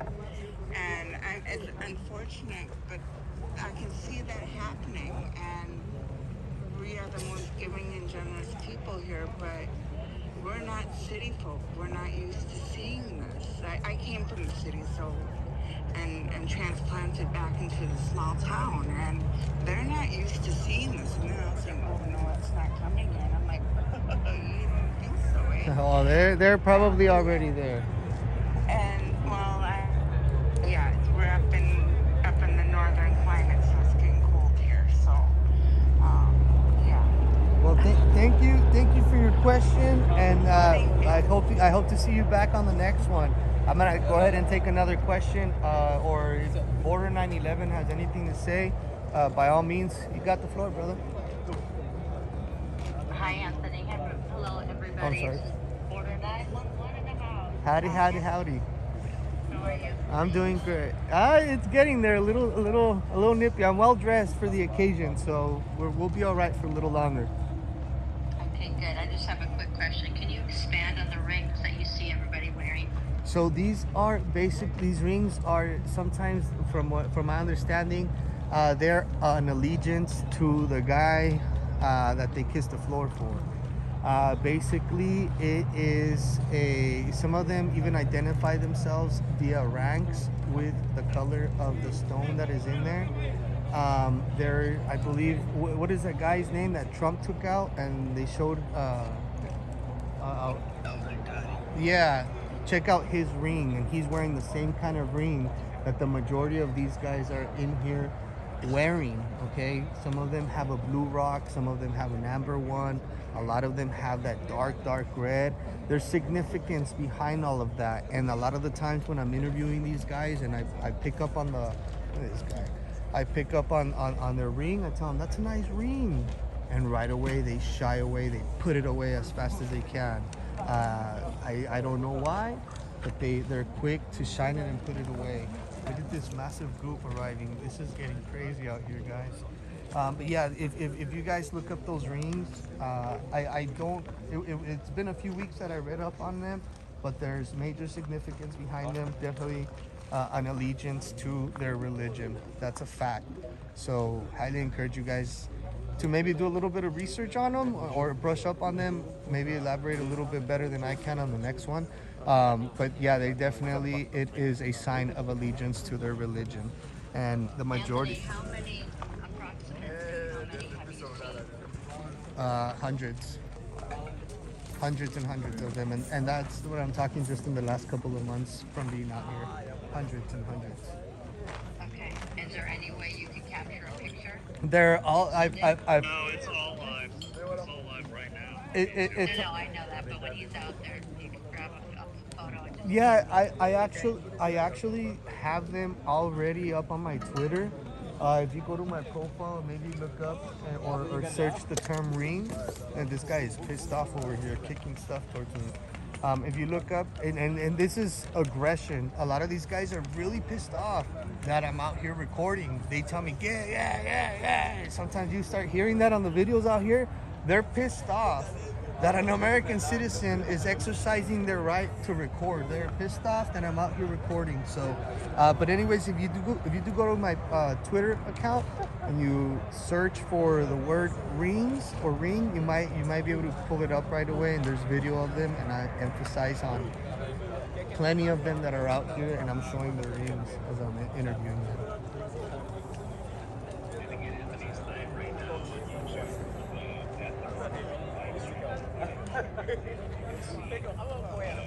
Looks like at least 100 migrants right there. I mean, hundreds. I mean, it's as far as you can see.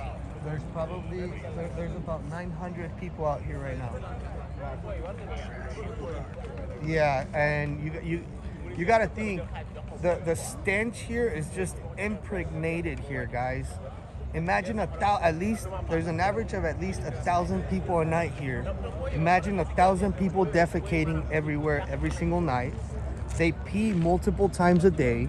So when you start putting all of that together, You put 100 days of 1,000 people a night out here, and times the amount of times that they go to the restroom, you could just imagine. And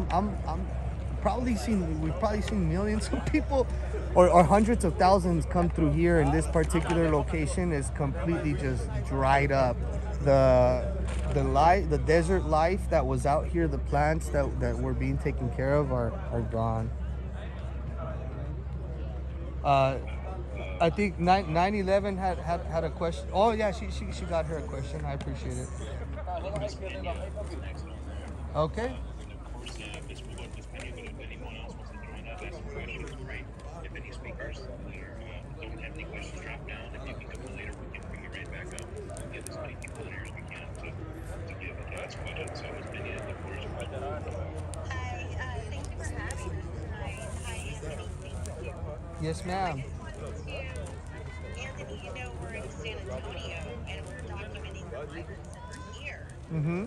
It's just crazy because everything you talk about that you see on the border, I don't think a lot of people realize that it is coming to the interior of Texas. Oh, absolutely. And if you guys that are all on here, if you guys would go and please follow April and Beyond the Mask and Miss Peña, guys, they are doing incredible work out of San Antonio. I highly encourage you guys to go over there and check out some of the stuff that they are doing. They are out there, like Miss Peña just said, they're actually documenting the illegals once they are overflowing out of the welcoming center, and they get to interview them, they get to interact, and they show you guys everything that they're up to out there, and the stuff that the migrants do out in the open. It's okay, go ahead, continue, Miss Peña. Oh, no, you're absolutely right. I mean, what you're describing on the border, all the nefarious activities, it's happening in San Antonio. It's smack dab in the middle of town.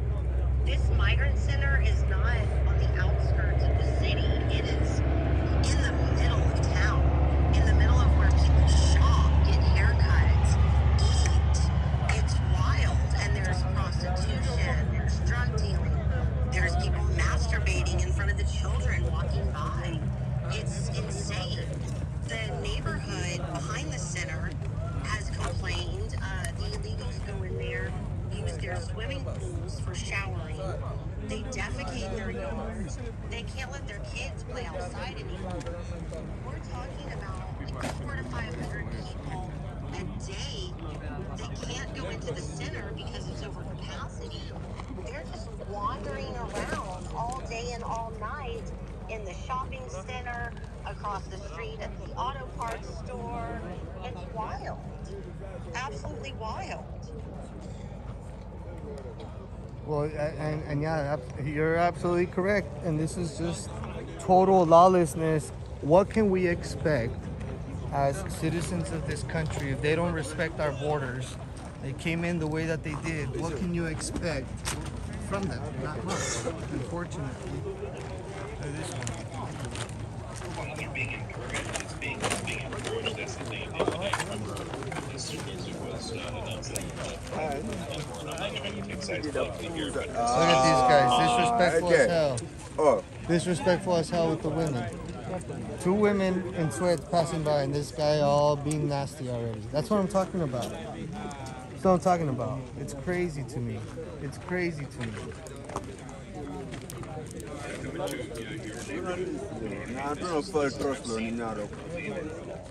What'd you say? What did you say? I know they talk to you. Okay, I didn't think so. So shut the fuck up. Yeah. You got a problem? I'll go call an officer right now. Don't be disrespecting me, bro. All right?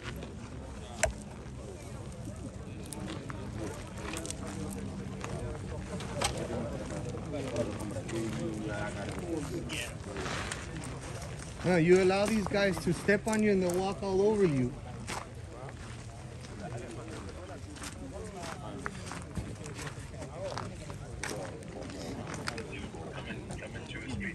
This is what's coming to your neighborhood, guys. Imagine your daughter walking down the street and you got an animal like this guy right here, disrespecting your kid. It's unbelievable. It's unbelievable. Man, well, that's it is unbelievable. And yes, I do imagine that, and it's a major concern for me because this is they're like you said, they left the back door of the country open. They're inviting everyone here. They're telling them. I said it was announced you and get like that they were coming. They said, "Why are you coming? Why?" Because why?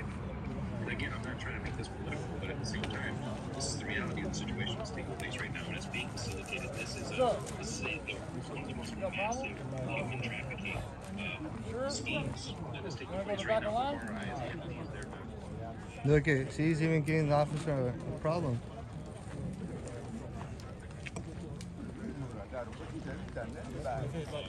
Here on the Twitter Spaces, I believe Shelly is next. She's got questions. Anthony Aguero. Hey, go ahead and take care of the speakers, brother. I'm not looking at the phone anymore. I gotta keep my head on a swivel, but I will answer any questions that you bring up, bro. I'm not looking at my phone anymore, so just watch my 6 on the chat, please. Yes, sir. You got it. Shelly, you're up. Hey, thank you. Thank you so much for letting me speak. This is such an important space. And a couple things. Are there any Chinese coming over the Arizona border? Very few have been coming through here. The majority of those are coming in through Jacumba area out there on the outskirts of San Diego, California. I was out there about 2 months ago. I started making a big ruckus about them. They were kind of arriving just like they were arriving out here. Matter of fact, they're a little more sophisticated, the Chinese people are out there, because they're actually arriving with tents. You know, go figure, they're actually prepared. They show up. Yeah, they're showing up with really nice suitcases. They all actually have their tents out there, and so they're very well pretty much prepared for the time that they're going to be spending out there. Absolutely. I have a relative that lives in Ocean Beach, and she actually left her door unlocked, and she had an intruder of a Hispanic man that pretended like he couldn't speak English. Luckily, she has a pit bull, and the dog he wasn't too happy to have a visitor, and kind of took care of him for her. She learned a lesson, but in September, 42,000 illegals were allowed to be let go, free to roam in San Diego County. Thursday night, I flew into Sacramento at midnight, and the planes were coming in filled with single men, mostly South American and Hispanic. And when I went down out to the parking lot, there were white Federal Transit vans with tinted windows waiting for him. So I just wanted to throw that out there for you guys. Again, thank you so much for having this space. It's so important that we bring awareness to our friends, our family, our community, our neighbors. Take screenshots, put them on Facebook, and just be creative with your words so that they get the message, that your posts don't get deleted and you don't get suspended. Thank you again, you guys, so much. Be safe. We appreciate you. Thank you for being on here with us. Thanks so much, Shelly. I appreciate you dropping down. And again, if any speakers are up here that don't have any current questions, please drop down there. Other people can come up. If you have questions, put your bring it back up. Next in line, then no questions. As far as the doors you order. Hey guys, so I'm up here in Rochester, New York, in Monroe County. Already? They've been busing a whole bunch of them up here, and they're currently in one of our hotels, and they're being guarded by the National Guard, believe it or not, while there's criminals and crime running amok in our streets because of the policies. But I have a concern and a question in relation to it. So My biggest concern is what Dick Durbin proposed the other day, where it was to let them all actually now be able to get into our military. We saw that in California I think it passed too, where they passed a bill to allow them to be law enforcement and stuff like that. I believe there's also a bill in Washington State about the same thing. In relation to that point, are we seeing any, even if it's just one or two, people that are coming through the border that might give us hope that there are those coming through that actually care about America and might love America and be willing to actually integrate? There are a few that I've been able to communicate with. I've not really met many that are here with the wanting to assimilate. The majority of them come with their ideals.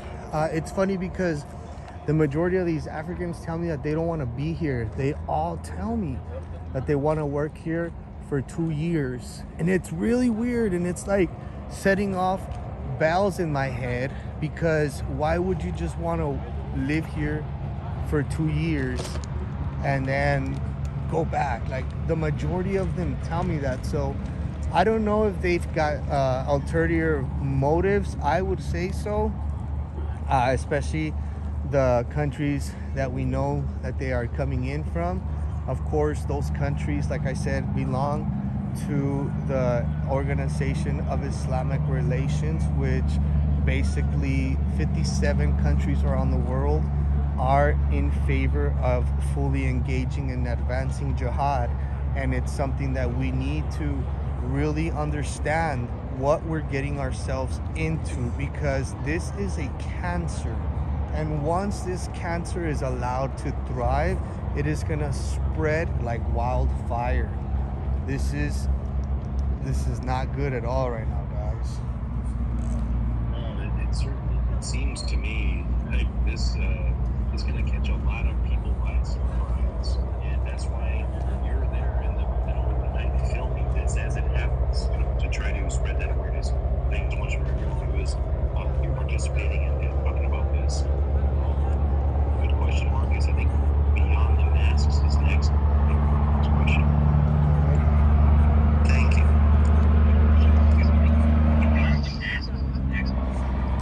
Hey, turn down the other speaker, yeah, brother?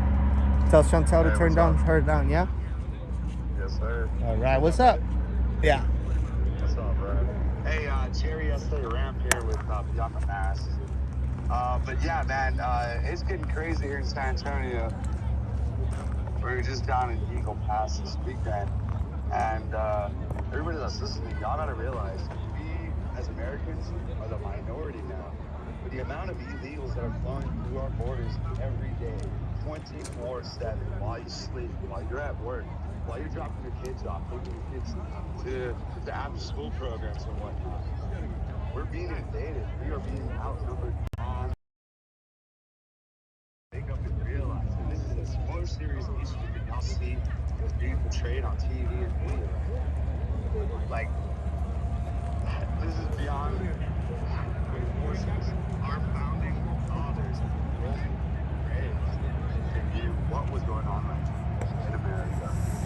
That's all I got to say right now. I just wanted to throw that out there. We're heading out to the Tiger Center right now.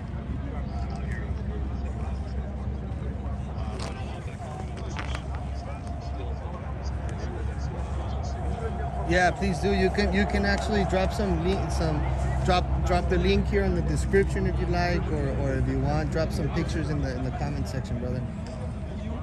They're doing a great job, guys. We appreciate you, man. Keep up the great work, Jerry. Quick question. What did you say they were all a part of? The organization? What was it called? I believe it's called the Organization of Islamic Relations. Look at that. They're selling burritos, or probably selling food through the wall right there, as you guys can see right now. Border Patrol agents are looking for something, but they're selling them food from the other side. They're making money on everything out here right now. Earlier, I caught on tape migrants handing their cell phones over to some woman. Look, see, they're eating now. They got some food.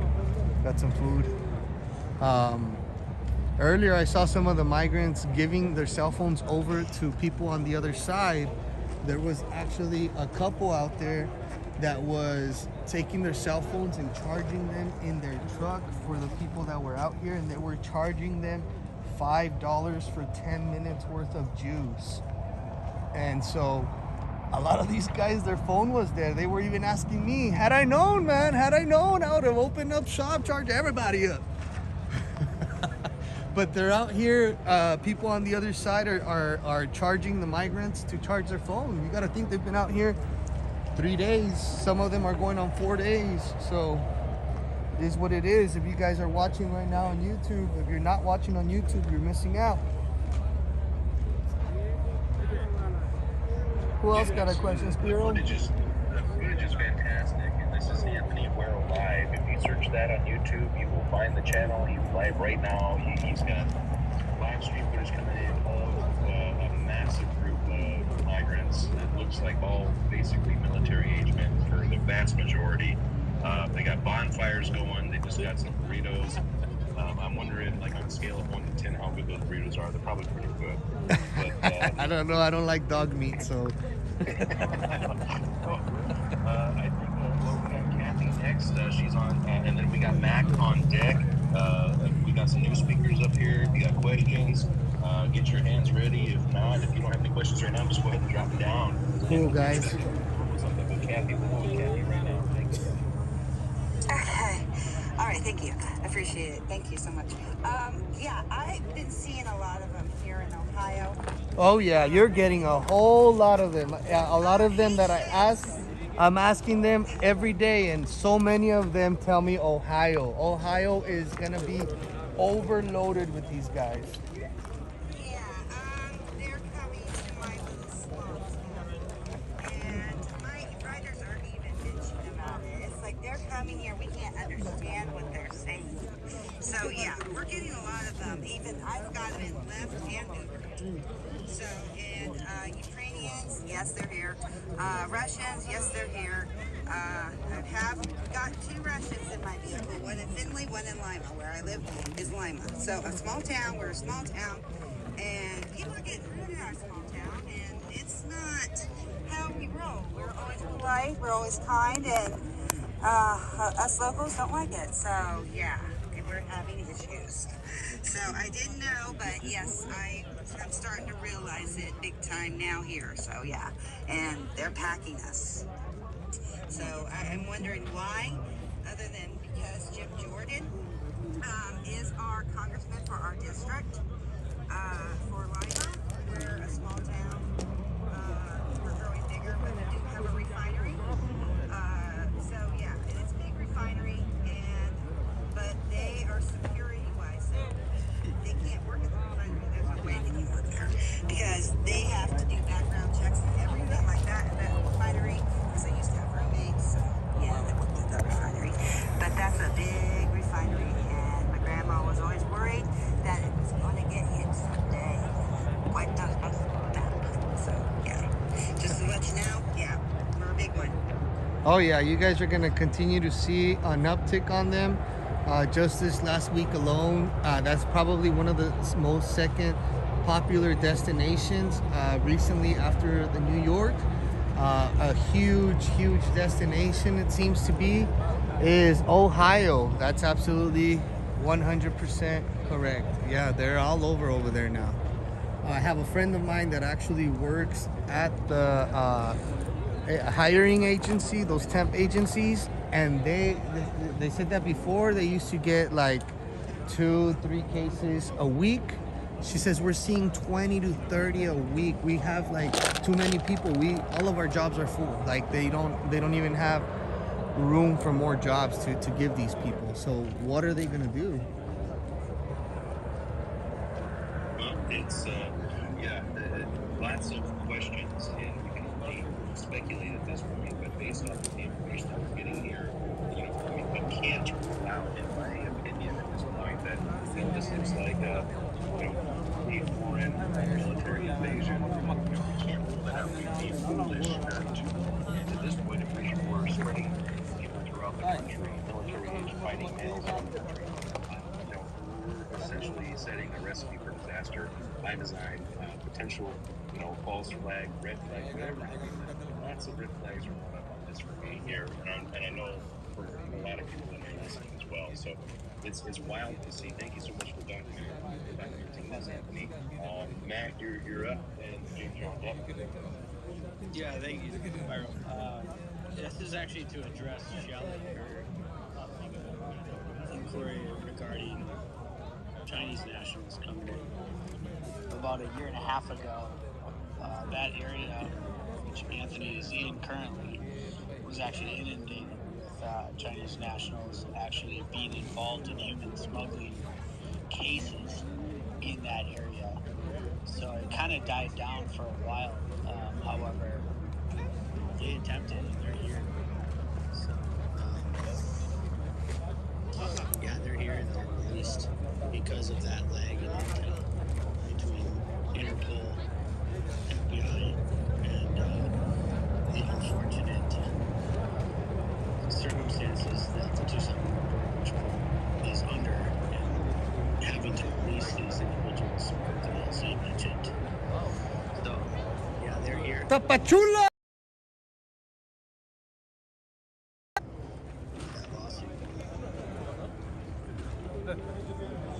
Unbelievable to see before our eyes.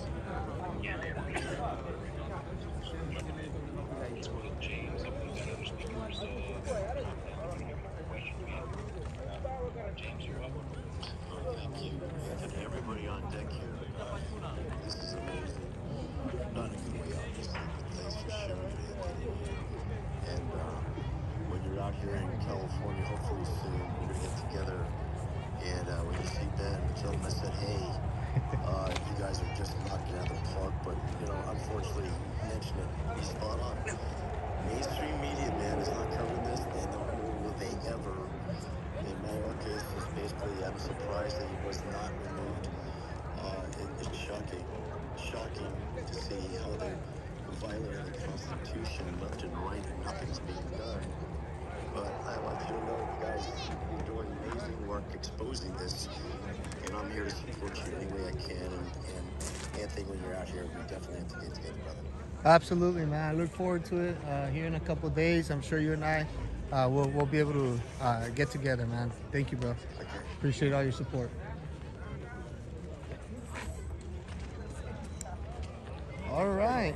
Anybody else have any more questions, guys? If not, we're gonna close out this space. I'll wait a few seconds to see if anybody. Shelly, go right ahead. Jump on in. Hey, thanks. You know, I wanted to talk real quick and let you guys know that right next to the American flag, and this is right outside the port,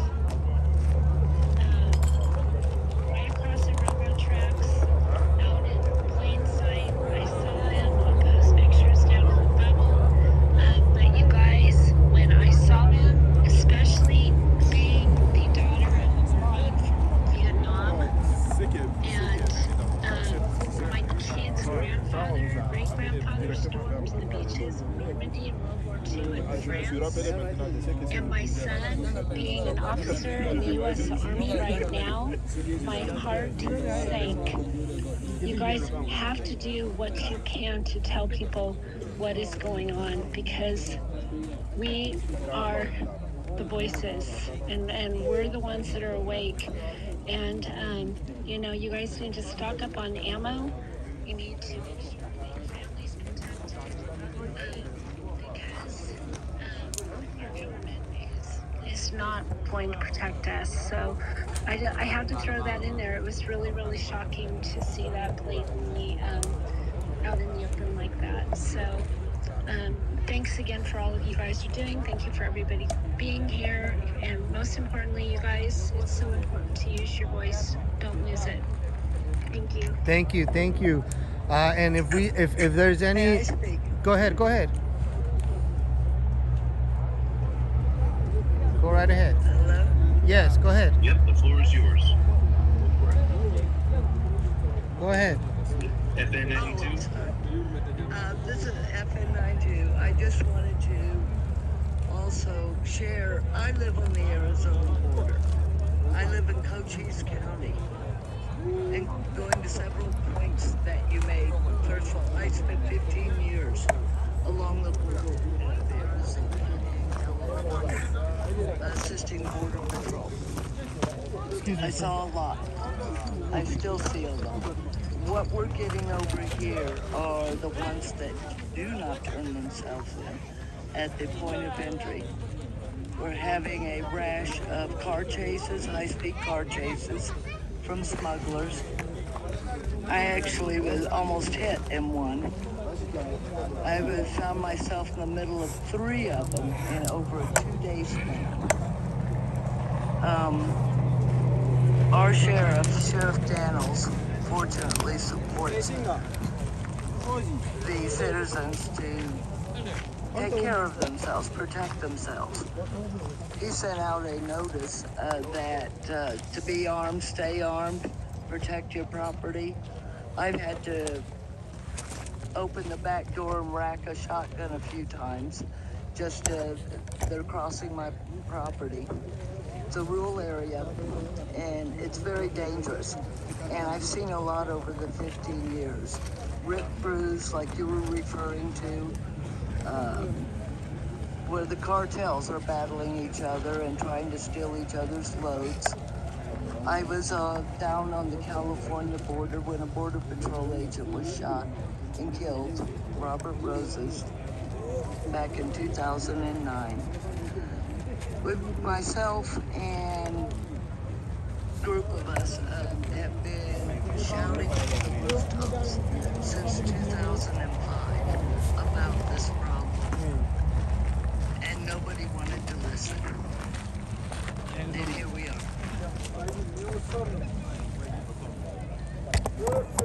And here we are, and it's being streamlined at this point from everything that we're seeing. It's been increasing. Just wanted to share that. Thank you, FN92, for sharing that. We're going to do the last call for questions here.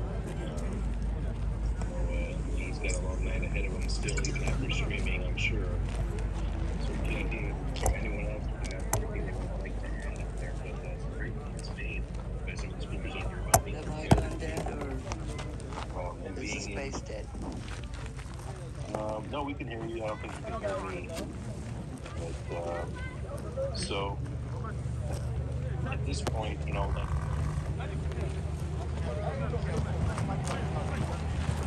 Uh-oh, there we go.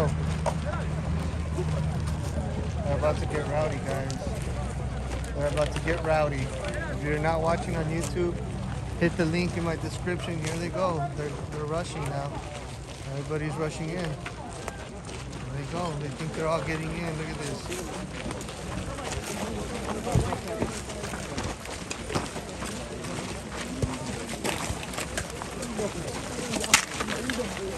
And they're all about to get sent back. Watch this.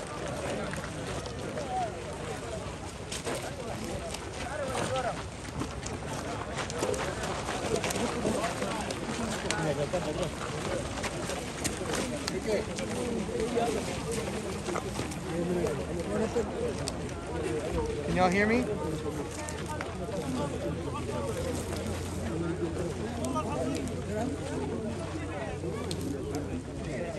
I can't hear you guys. Uh-oh, I might have to drop. Yeah, I gotta drop. Oh, I had the volume down. Sorry, guys. Sorry, guys. It's just, it gets hectic. My bad. There's probably about...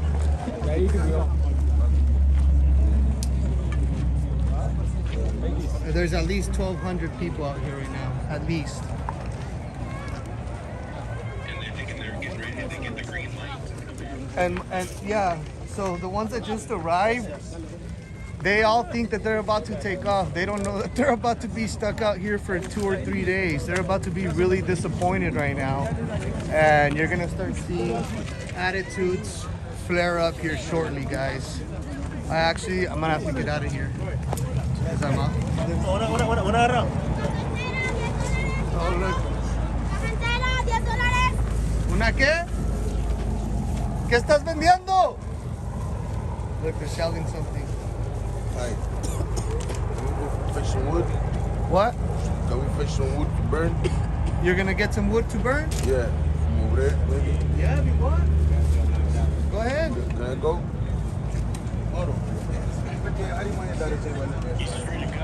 Yeah, I can't tell him nothing. He's gonna do what he wants anyways. They're gonna go find some, I guess, some wood. I need to get out of here though. Let's get to the other side. Fila, fila. Tapachula. Tapachula. They're already fussing. Where are you coming from? ¿Dónde vienes? Where are you from? India. India? Where are you from? India. Everybody India? Where are you going? California. California? Stand right here in line. You, where are you going? California. California? ¿Tú dónde vas? New York. New York. New York? You? California. You? California. You're the only woman? California. Is that your husband? No. No? No, no. That's your brother? No. No, you're by yourself? Yes. Come on. It's just a woman. Come on. Gotta get her out of here, guys, because she's really in danger with all these animals out here. It's only one woman. And then my flashlight went dead. I'm gonna go check my truck to see if I have one more left. If not, I might have to even conclude the live stream. I can't see nothing. I can't see at all right now, actually.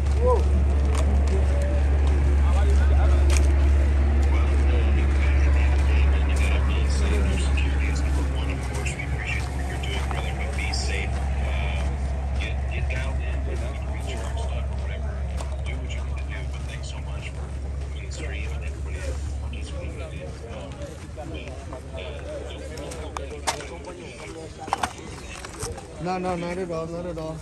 You can't go.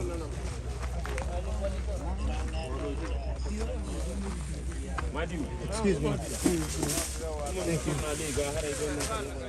Yeah, and if we have any more questions, now's the time. If not, guys, I'm gonna have to end it so I can finish paying attention to my live and what's happening out here.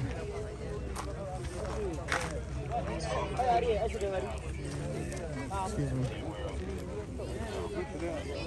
Go there. Go with that man.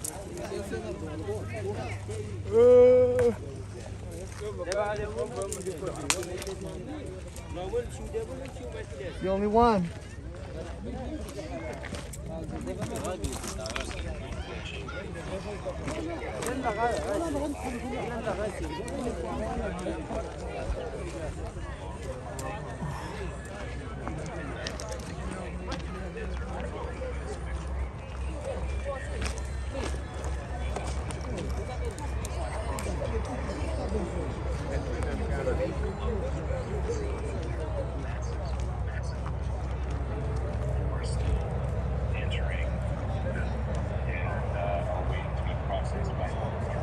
That's right. The reason it's being closed, for those of you guys that are just jumping on or might not have been hearing earlier, from my understanding, it's because of what's happening here. They need extra hands, extra eyes, so now they're having CBP agents actually out here helping in picking up and delivering these illegal aliens. So CBP is now busy out here lending a hand to the overwhelmed Border Patrol agents, man. You should see the faces of some of these guys, man. I really like it. It sucks, man. It sucks. And I'm gonna touch on something that a lot of people don't touch on, is the sense of I mean, a lot of these agents, guys, their mental health, man. Seriously, for real. What they see out here, if I'm out here in the field and I see shit, I can only imagine them on the inside, right? And it's something that is not talked about enough. We don't talk enough about what their families are going through with the progressive state that our country is currently on. They're looked at bad guys out here. A lot of the people down here in these little towns hate these dudes. They don't talk about all that. The stress that it causes their family members knowing that they're out here in these conditions. Literally being out here, you're at the epicenter of it all. You're risking your health 100% because you don't know what these people are carrying. A lot of these people have diseases that they're carrying, viruses. There is no vital checks for these folks as far as I'm concerned out here. And so us having this direct contact with them, initially breathing in everything that is out here, people don't speak on that all of that stuff that our agents go through, man. It's our agents that are helping take care of the children in there. A lot of these kids don't know how to shower. A lot of these kids don't know how to wipe their ass. They don't know how to brush their teeth. They don't know how to groom themselves. And guess who's now doing that? Our agents. And nobody talks about all this, and nobody gives credit where it's due. It's easy, and it's frustrating. I know the situation. For example, it's not the same out here in Arizona, but areas like Eagle Pass, right? Because they're being forced and basically coerced into doing these unlawful orders. And a lot of the time it's the supervisors, because the lower rank refuse those orders because they got they're backed up by the union. Look, here we go. Look. They grabbed his ass by the arm. Look at this. I don't know if you guys are watching at home. He's being standoffish with the Border Patrol. Describe to us what you're seeing. So currently right now, a lot of these guys love to jump in line, and I'm gonna be honest, it's a lot of the times it's mainly the Africans. The Africans feel that they don't have to abide by anybody. They feel that they can just pick on all of the other shorter races that are out here. Yesterday there was gonna be a big ass brawl the day before I was able to de-escalate a brewing situation. Tonight has been no different. These guys feel a sense of entitlement, like they don't have to listen to what anybody is telling them. And as on the screen here, there's Border Patrol literally grabbing him by the arm like a child to tell him, hey, go get back at the end of the line. And he left them halfways, and now you see the suspect now walking back towards where the Border Patrol agent just told him to move. Now he's going right back over there to argue, to try to cut in line with the people that he originally was out there with. It's really frustrating. I feel for these guys out here, man, because a lot of them, most of the agents out here are good dudes. You do have one or two sometimes that don't want me out here, and you guys can see what happened a few days ago out here. But for the most part, man, all these guys out here are patriots, bro. All of them are patriots, and it's the Border Patrol is just like the military, you know. They got the commander-in-chief pretty much that's running the show, and they gotta respect the orders. That's what they signed up for, and it's easy to sometimes to talk and throw temper tantrums and want to blame them, but they're not the ones that blame. We are. We allowed these politicians into office. We allowed ourselves to be complacent. We allowed the Democrat Party to expand and grow and like a freaking cancer. We should be upset at ourselves, and we should be thinking of solutions instead of trying to just point the finger.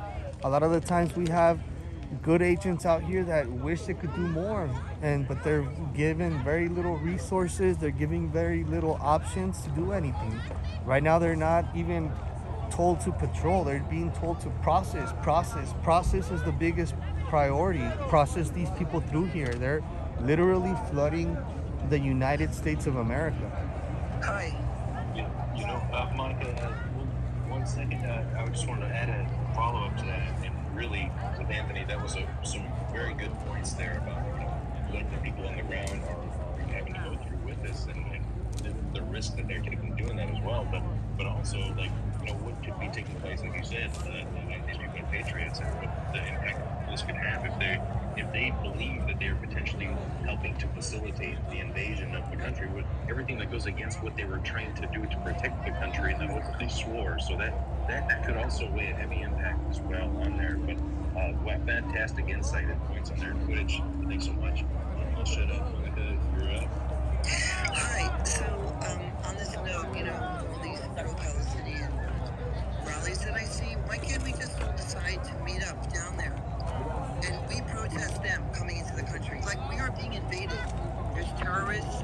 There's I saw a whole line of Chinese, Chinese dudes look like they're military dudes coming in a few days ago. Why can't we organize and go down to Arizona border with our signs and our protest and say, go back to where you came from? Nobody's stopping you. No, Make a flyer. I'm gonna go there alone. No, make a flyer. Start sharing it. I mean, put a date together. Put a date together. It takes somebody with the fortitude, with the guts to get in there and say, you know what? Let's do it. And all it takes is one person. Right. What platform? On any. Yeah. Put it on X. Yeah. I can't take it. It's really awful what I'm seeing. Put a date together. Okay. Something's got to be done. Yes, something has to be done. They're taking over our country. This is the reason why I'm out here freezing my ass in hopes that more people see what is happening. This is alarming. You have the cartel right in front of your screen right now on the other side. Yeah. Selling drugs, selling whatever they can to these people, charging their phones for a fee.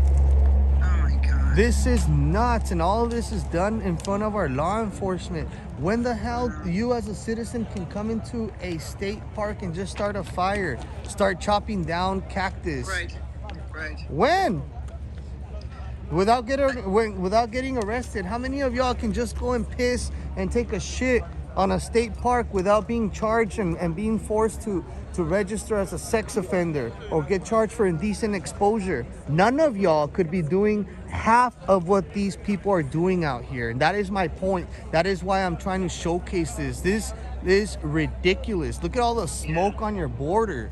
Where is the law? These guys are defecating, pissing, shitting everywhere. What the hell what are we doing? As a country, what are we doing? You have all these crazy people that are in favor of Hamas and Palestinians, and yet they're flowing over the border. We know the terrorists are crossing the border. We know they are in our country already. Something has to be done. I mean, okay, so yeah, I can bring my pit bull up there and let her eat them. Mac?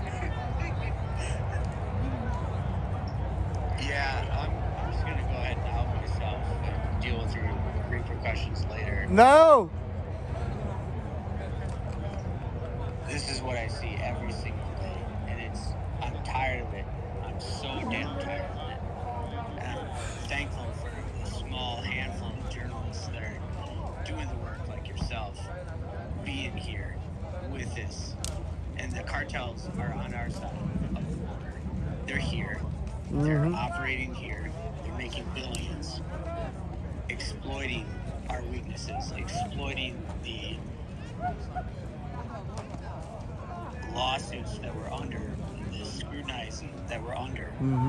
It's an impossible job to move forward and end this without policy change. I'm so fed up with dealing with exactly what you're seeing. I feel you, brother. I feel your emotion, man. I know exactly what you're feeling, bro. I know exactly what you're feeling, bro, and we appreciate you with the little that you can. doing what you're doing your best, man, and that I can 100% vouch for. You are doing your best. You're one of the guys that are out here standing up, trying to do the right thing with the little to no resources that you guys are being handled, man. Send you a big hug, bro. You're one of the real ones, man. Appreciate you, brother.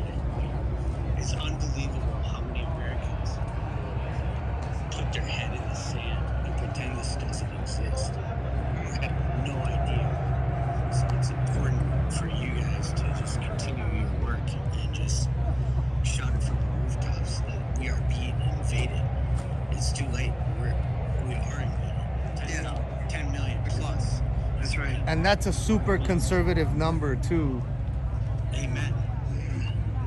And when the sector tells you there's zero gotaways, that's gaslighting. It's smoke up your ass. It's smoke up the American people's ass that no one's prepared for. There's gotaways beyond belief. Oh yeah, there's not even a scientific way for us to even know this, guys.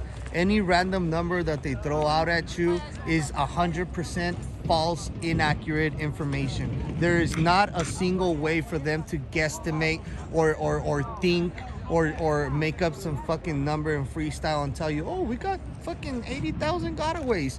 Fucking bullshit. There's motherfuckers going in and out of that bitch 24/7. Large groups. Yeah, we definitely need to. Yeah, we definitely need to clean house for real. But yeah, I totally agree. Anthony. Thanks so much for the we got your back for what we do, and doing the work down there, and like you're saying, so like the cartels are showing the other side of that fence that you're standing by right there, the border there. So like they know obviously they're communicating that hey, this is a high population area. Everyone's over here. Everyone's folks over here. Imagine what is taking place a mile or two down the there. East side or the west side. Oh yeah, they're getting their product. While the journalists are out here reporting this, out in the shadows, it's the dark stuff that's happening. It's the actual women that are being trafficked. It's the kids that are actually being brought into the country to be raped that are coming across. I find evidence of children being moved miles north out of this location. These kids are not just coming through and being dropped off to Border Patrol. There's kids right now that are being trafficked as we speak right now towards alternative areas that are gonna be, as soon as they cross right over, they're walking straight up. They're not even turning towards the wall to walk this way. They're going straight up. And you know what? Humane Borders is out here actually fixing waters and snack drops miles into the country. They're not just out here helping people. Oh, please just walk down this way, down the wall, and you'll get there. No, it's bullshit.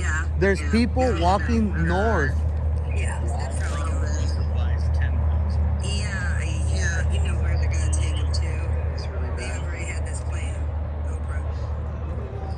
I think beyond the mask, there's a question. I think he's next in line. Beyond the mask is stage George. Hey, what's up, guys? What's that? Yep. Yes, sir. Okay, just double check, guys. Got this headphones. Anyways, no, as he was saying, stuff will change. Stuff's not going to change until folks start waking up and start hitting the border mass numbers. We were outdone by so many countries during the lockdown protests and stuff because they were just worried about the spread and stuff like that. We're the minority folks, like, we need to start stepping up. These people are cutting bars, rock iron off this wall. And so we get freaking patriots out there, welding patriots with, that don't want to see their country fall. And the situation's falling into right now. We need all hands on deck. We need people going down there with chains. There's arms. We need people going down there welding this stuff up. We don't have to be waiting on the government to be doing this stuff. Right. Right. Yep.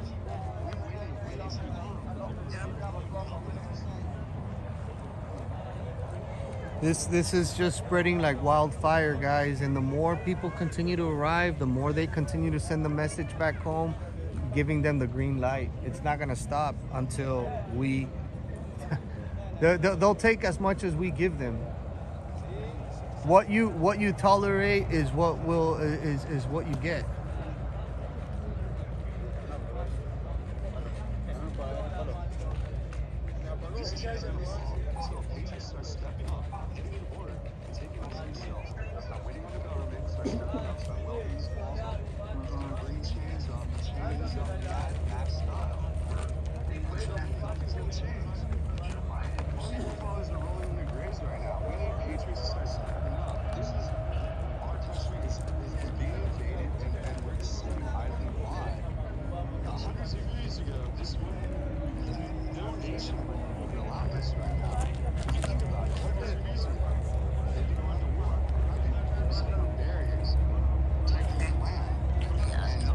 ¿Usted busca carros? Pongan por allá por el lado porque por aquí están barridos ya. Well, we need to fix the. Yeah, we need guys out there with skills to start welding this stuff up. Patriots out there to start knocking phones out of supposed cartel leaders' hands, recording this stuff and taunting us.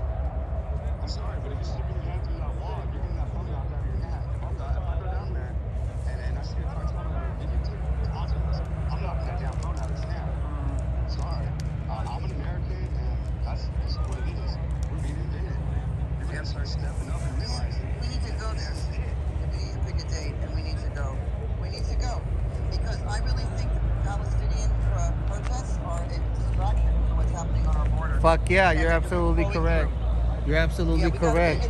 And they're just building a massive fucking army with these people. All of these people that are coming in are pro-Palestine. Not one that I can tell you is pro Israel or anything like that. All of these guys have their agenda. All of these guys look at us the same, like we're the infidel, the enemy, 100%. If that makes you uncomfortable, good. These people will come to your neighborhood. These people will be out around your granddaughters, around your children, around your mothers, around your grandmothers. These people do not touch their heart whatsoever. If they're out here in the freaking cold, taking blankets from little girls, little kids, taking granola bar from a hungry child, what the hell can you expect from these people? Wake up. I'm watching like the news now, and they're talking about Arizona. And so, what city are you? Like, what city in Arizona is this crossing right now? This is Lukeville, Arizona. This is on the outskirts of Lukeville, Arizona. Yeah, it's on the news. Okay, well, I'm serious. Like, we have to go. We have to come somewhere. Like, I don't know how many people are in this group. I was just on Twitter, and I see you guys here. Enough of this bullshit. I can't take it anymore. Watching it, I watch it from the news. I see it on Twitter. We have to get off our asses from the couches and go down either to Arizona or Texas and protest. Protest that. There's nobody protesting down there on the border. If we did it, you fucking make the news all over and stop the distraction with it. Pro-Palestinian bullshit in New York City. You do something, you go see what Germany is doing with Palestinians. They are not. Get away from my truck. Get away from my truck. Okay. Get away. Okay. Now. Quítate. Yeah.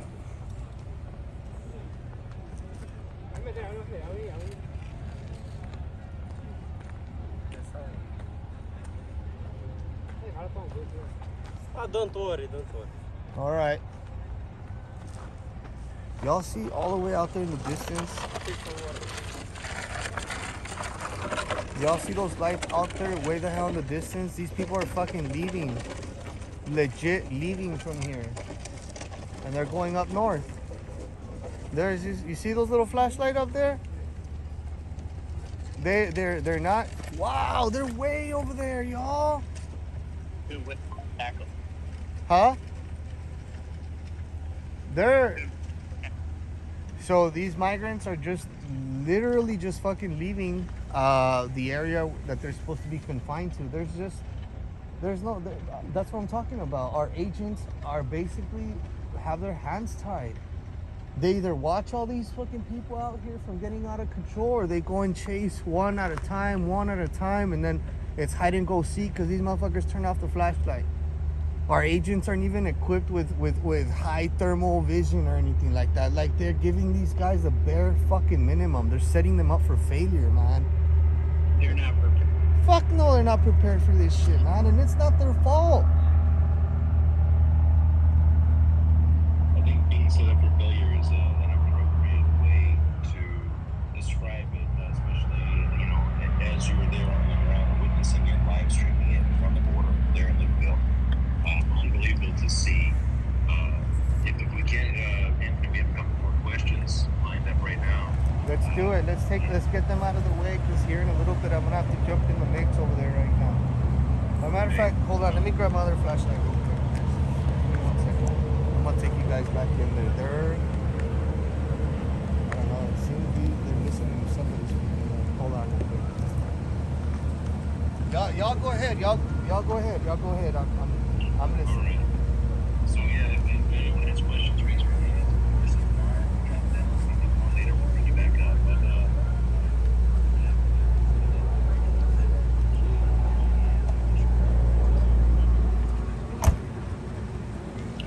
Yeah.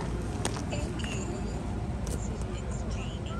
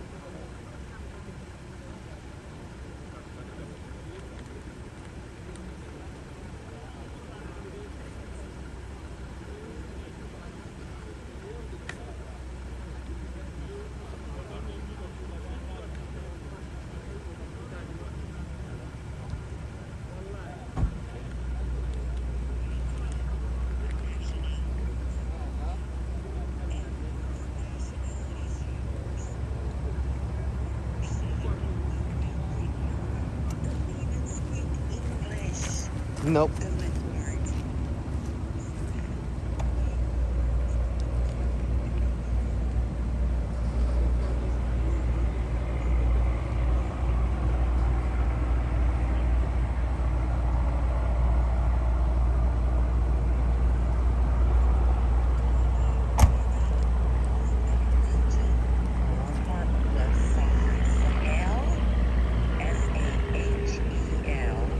Region of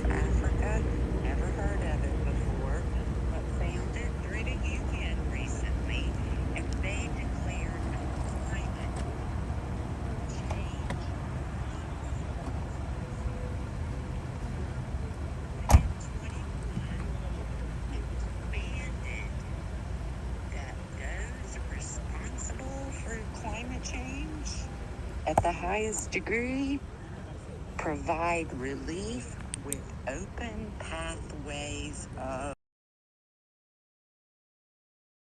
action. That is what we're seeing, right? Yep. 100%. And so then I found today where the UN has a press release. I've got to go back and look at the date of it. I posted it on my page today and put it in several people's comments to try to get the word out that they had a press release sometime later to demand that all what UN calls states are countries, you guys, okay, to be clear, but all UN states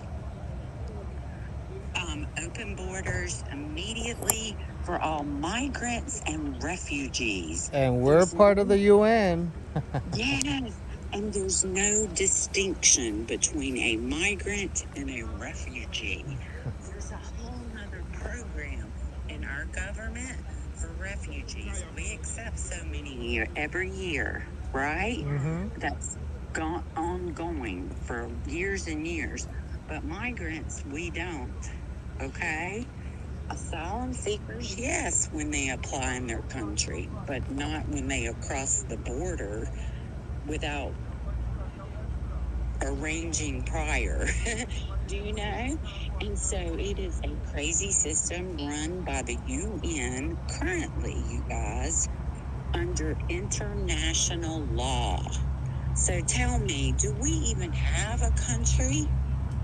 That's my question, okay? To make you think. We don't. We don't. It's a great question that you posed there, and to expand upon that, the headquarters of the UN is in New York City, and it was gifted to the United Nations by the Rockefeller family. And what you're describing, this UN plan, has been in place for quite some time, and it's the general plan essentially is Agenda 21 is what it's known as. And Bush Sr. signed us onto it in Rio de Janeiro at the global health summit, where they first introduced the idea of climate change and global warming and all that kind of stuff. And it was authored essentially by Aldous Huxley, who was it all goes back to essentially Your mic's still eugenics. on. Your mic's still on. Eugenics. But anyways, at the end of the day, what we're seeing right now unfold is, yes, part of Agenda 21. And as it expands forward, the Great Reset was essentially a way to speed the process up, because they have been delayed, and all that kind of stuff. So, fantastic points. Yes, is Anthony still with us? I'm right here. I believe so. All right. Thank you for, having this space. This is awesome, Anthony. And yes, we do. We do need to do something about this, because it ain't working, even though I've been donating to freedomwatchusa.org. It's just taking longer, to replace a lot of these politicians. And my advice to you, as far as that's concerned, is our politicians have no power other than defunding the United Nations and all federal government that is supporting this, and NGOs. And when I say that, that goes so deep. So deep. It's down to the Department of Energy, you guys, that is running our border right now. It's not running, it's just funding it, okay? But as long as our federal government funds this, it's not going to stop, because Joe loves it, right? So I'm telling you, that is our last straw from our federal government and Congress. If they pass this budget and fund the UN, DHS, NGOs, Department of Energy, Department of Human Services,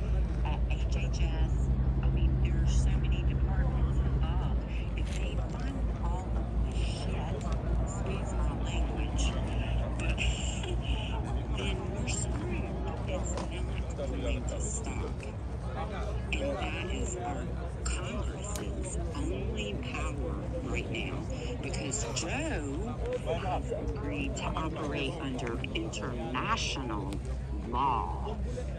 Do you understand, you guys? That is the UN controlling our migration and thus our national security. And I'll end with this. I'll land my plane by saying, not only do I pay close attention to Anthony's videos and so many others, Beyond the Mask, so many right now, you guys, and for 3 years. But I also do tremendous research into the UN and watch our military aircraft. That is so telling. Oh, Monkey Works. Have you guys heard of Monkey Works? You know Monkey Works? He spells that with an X. He's great. He's great. Watch his video from Friday. It's entitled Trojan Horse. He puts 3 videos out every week to explain what's going on, or to track the military aircraft and surveillance and so forth. The one he put out Friday called Trojan Horse explains that our military is also flying these fuckers into our country, you guys. And it's not just our military. It is also all Five Eyes, Egypt, what is it? United Nation of Emirates or whatever, EAU. I cannot tell you how many countries I have seen fly here. Pakistan is crazy, you guys. It is absolutely insane. So I can tell you, many have flown into Phoenix, Arizona. Anybody in that area, if you will DM me, I would love to work with you guys. Anybody that's willing to look out at their airports, I can.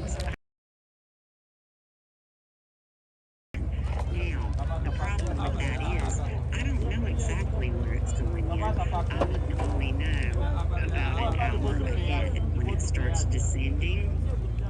Okay? Nice. So I can show you how to follow it and figure it out yourself. Please feel free. And with that, I'll land my plane. Thank you, guys. Thank you very much, and you have an excellent voice. My audience on YouTube says your voice sounds very relaxing. Okay, so Anthony, with that, I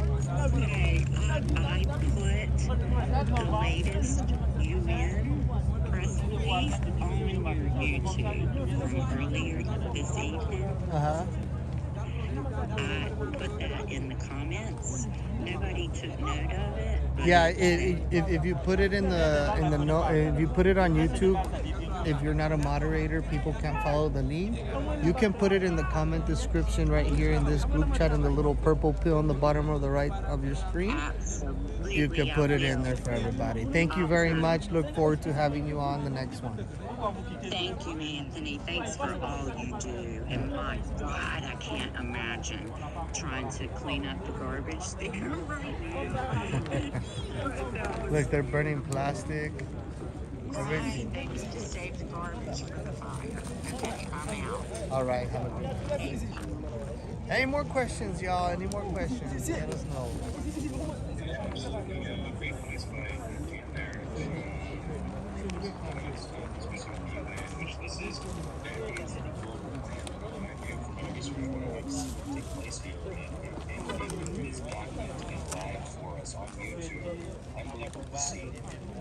The next question is coming up for a while. We're on stage. No, I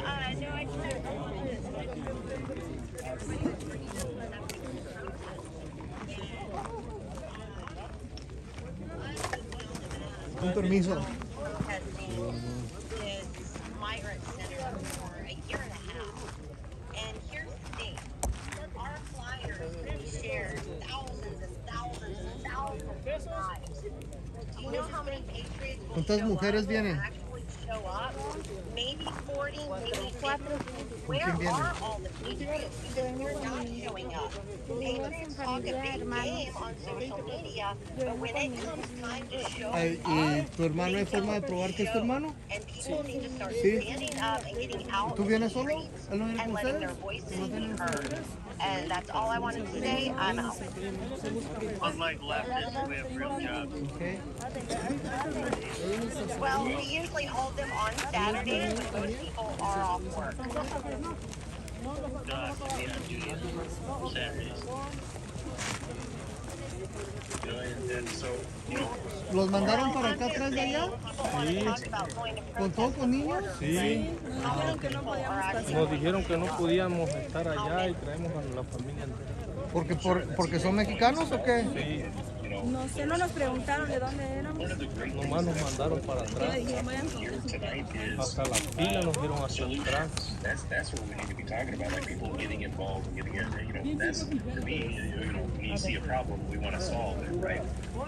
¿Ustedes At the pasaron same por time, algún we grupo also también? have to take Sí. consideration, Ah, ok, bueno, ahorita que and I'm tenga not la saying camioneta, don't do and trust what you think is right, but we just saw what happened with January 6th, whatever, you get to go mad, I mean, kind of, like I said, it was a big trap a lot there too, so, you know, we know that, ¿Van a venir hasta acá? Ahorita que se acerque una vez, yo les aviso. Entonces nos quedamos acá. Van a ser las mujeres con los niños, los hombres aquí están afuera. Y los hombres no los van a recoger hasta mañana.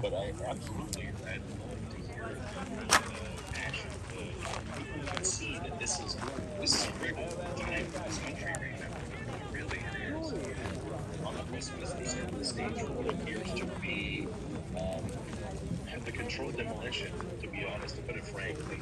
And it's scary to see, especially for those of us that have, you know, our loved ones, our families. We're here, we love this country. So it's, and here Anthony is on the border right now, documenting live. Walk behind me, fool. The you know, manufactured human trafficking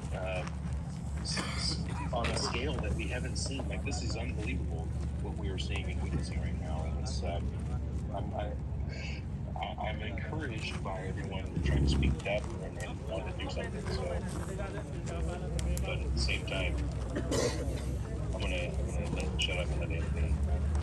Well, but if I can just say one more thing. You know, we had a protest just a couple weeks ago. My husband, Jerry, the one who's on Beyond the Mask tonight, and April Sparks, who was on earlier, they both almost got arrested. But that's the chance that we're willing to take. How many people were willing to lose their jobs for not getting the vaccine? How many people are going to be willing to take these chances? Because that's what it's come to. That's the only way things are going to change. And I completely agree with that. And let me see.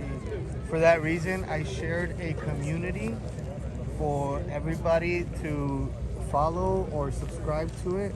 It's the Border Wars community. Obviously, you guys know I'm the host of Border Wars on Rumble. You guys are more than welcome to join the community that I have posted for you guys in the little purple bar down below in the description. You guys can join that community and interact with one another and start posting on an alternate timeline that we all get to see, all of us like-minded individuals. If you join that group, know it's going to be packed with information from other patriots that is nothing but border related.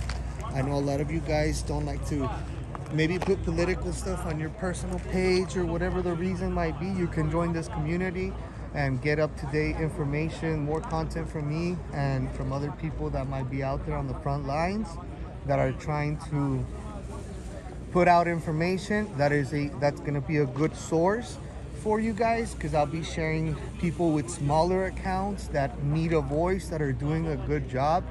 I'm going to be sharing some of their work on there for you guys to start picking up on.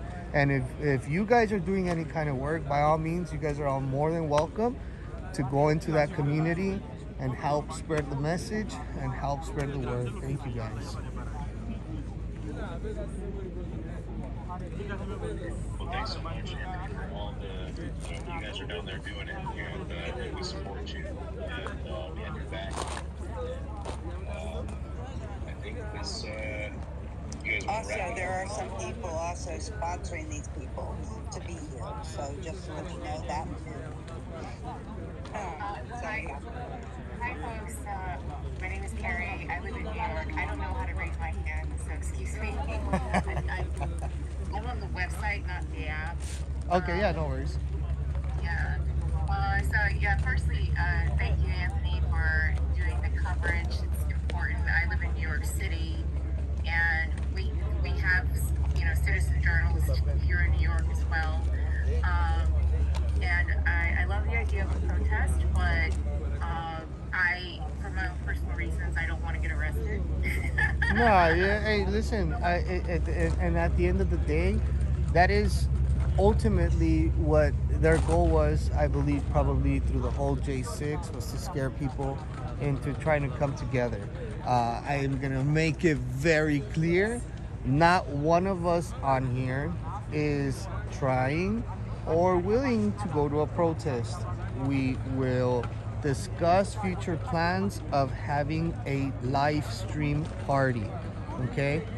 A live stream party where we all come together and come out and live stream. We're not protesting anything. Yeah, we can have a live stream cookout. There you go. Bring some weenies and some steaks out here.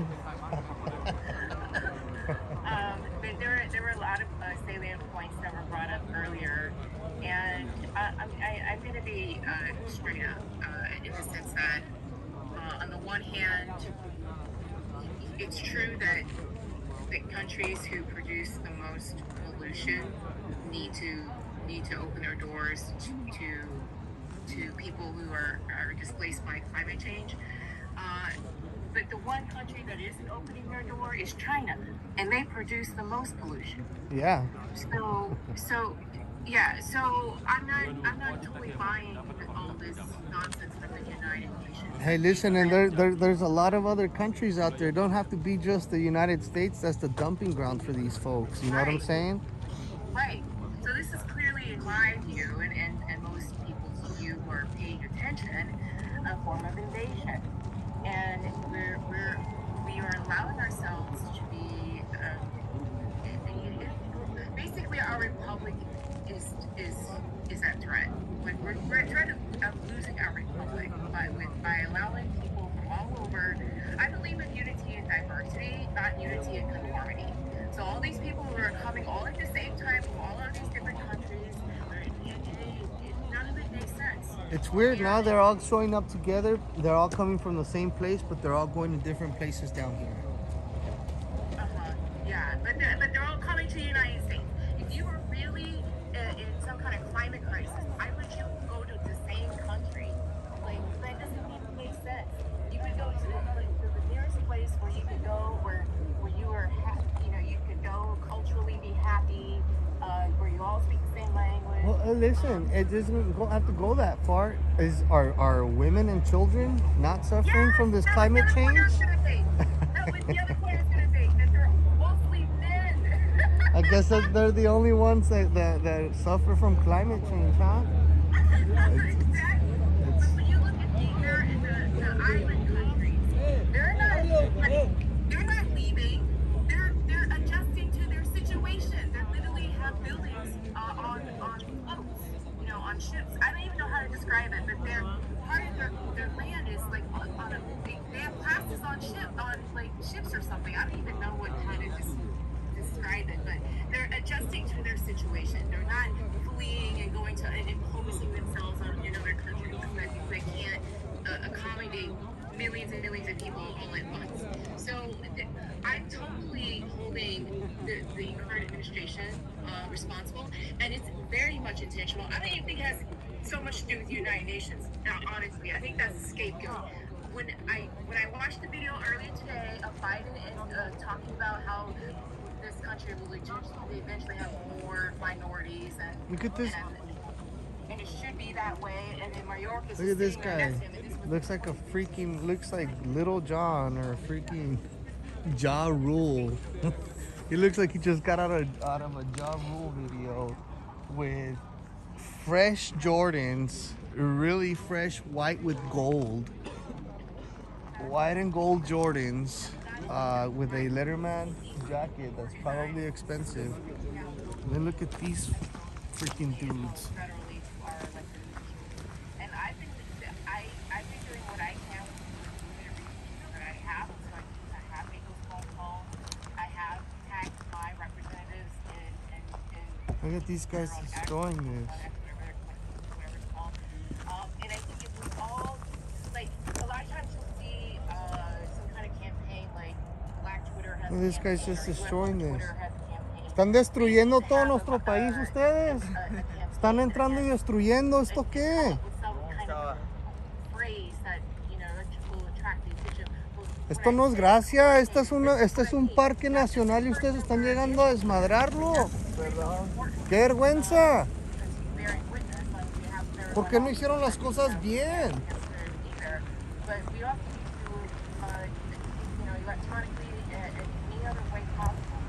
These dudes are just destroying our trees.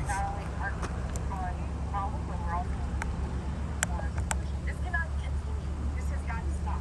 If I were president tomorrow, I would, in all seriousness, I would declare martial law. I would bring every square inch of this country and have every single illegal and anchor baby returned to their native country. Because none of it, it's all illegal. No one's been properly vetted. Everyone's got to go. That's the way that's the way I would do it. So this is how serious I am about it. Our republic is like a threat. We're a threat of losing our republic. That's how serious I see this. This is very serious. And they literally recorded crimes right now on live. No, absolutely. I'd like to chime in here for a second. Terry made a lot of really great points. And as documenting the crimes that they pointed out, but it's amazing to see the only pushback. The only thing You said it wasn't the UN, but the UN yes, the only thing I'd like to push back. I don't know if you can hear me. Agenda 30, just to let you know. Agenda 21 was already it's surpassed. So, Hold on, Kat. Let's Payroll have his turn real quick. Oh, thanks, Anthony. I don't think Kathy can hear me. I don't think it was her fault. Maybe sometimes it glitches out a little bit. People can't hear. But no, absolutely. Like everything that Terry mentioned was on point, except for the only thing I want to push back on. I think her heart's in the right place, really. We're all on the same page here. Is that the justification for the climate stuff? They're using it to justify this manufacturing crisis, and that's not the case here. And that is 100% a UN program, which I think Kathy was trying to allude to. And she was talking about Agenda 2030, which is essentially a milestone of what Agenda 21 is. And Agenda 21 is the main plan. There are milestones there. And Jeannie, I think earlier talked about the Behind the Green Mask, which was written by Rosa Koori. She was a pioneer exposing Agenda 21, and this is what we're seeing right now take place.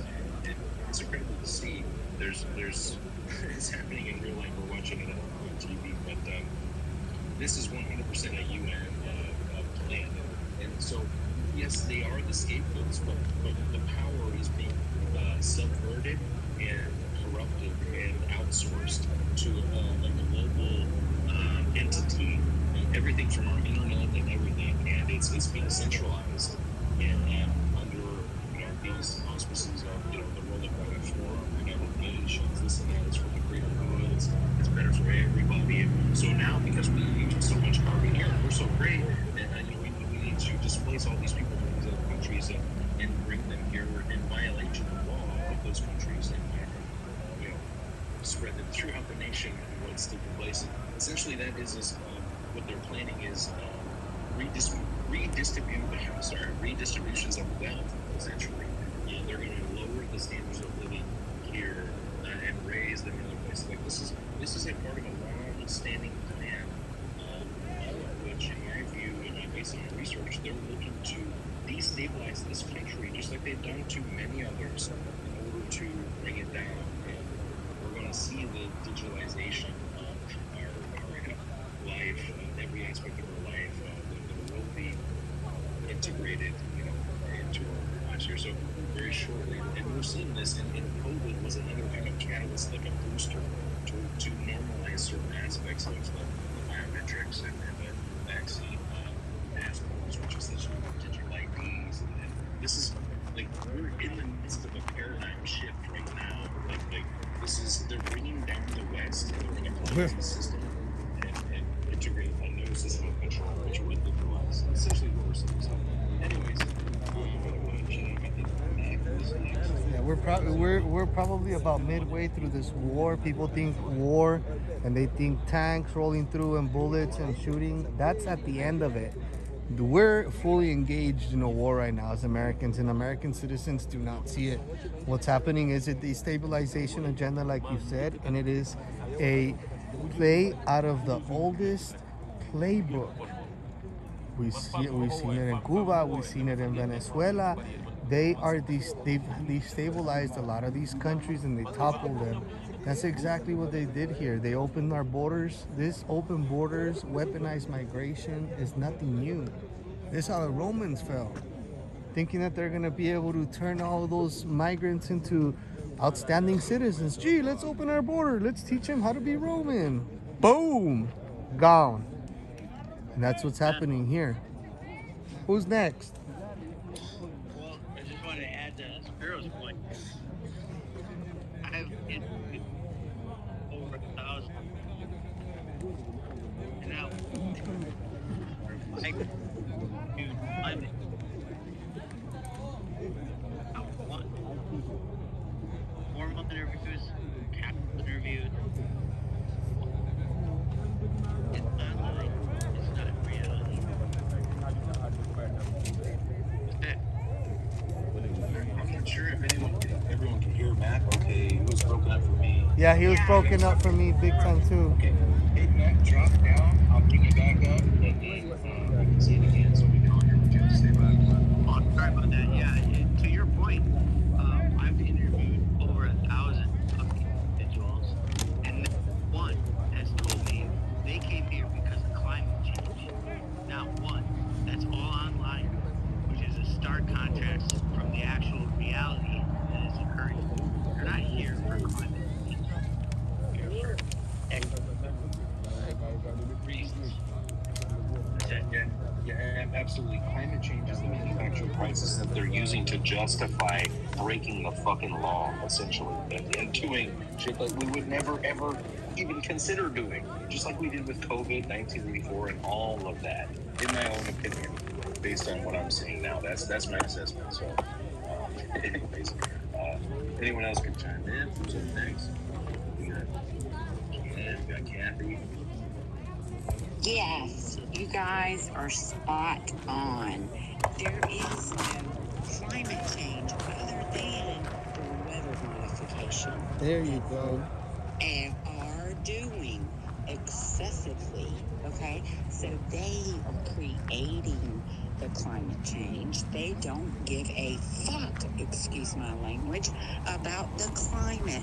Look at, what is it, Palestine, whatever. Ohio, God forgive me, I don't remember the specific name. Look at that train crash. Look at all of these chemical companies that have burned, and it's okay, you don't need to leave your home. Where 10 years ago, they would have evacuated the whole system, right? You guys, this is not about climate change. However, that is what they are calling it, because when you get into the big picture, I don't care if you want to call this Agenda 21, Agenda 2030, Agenda 2063, Agenda 2047. There are so many agendas. Once you get into it, India is ready to distribute theirs in January. But what they're doing is exactly countries, you have to have equity, right? Everything's about diversity, equity, inclusion. So that means U.S. was up on a pedestal. It was way higher than Africa. We got to balance that out.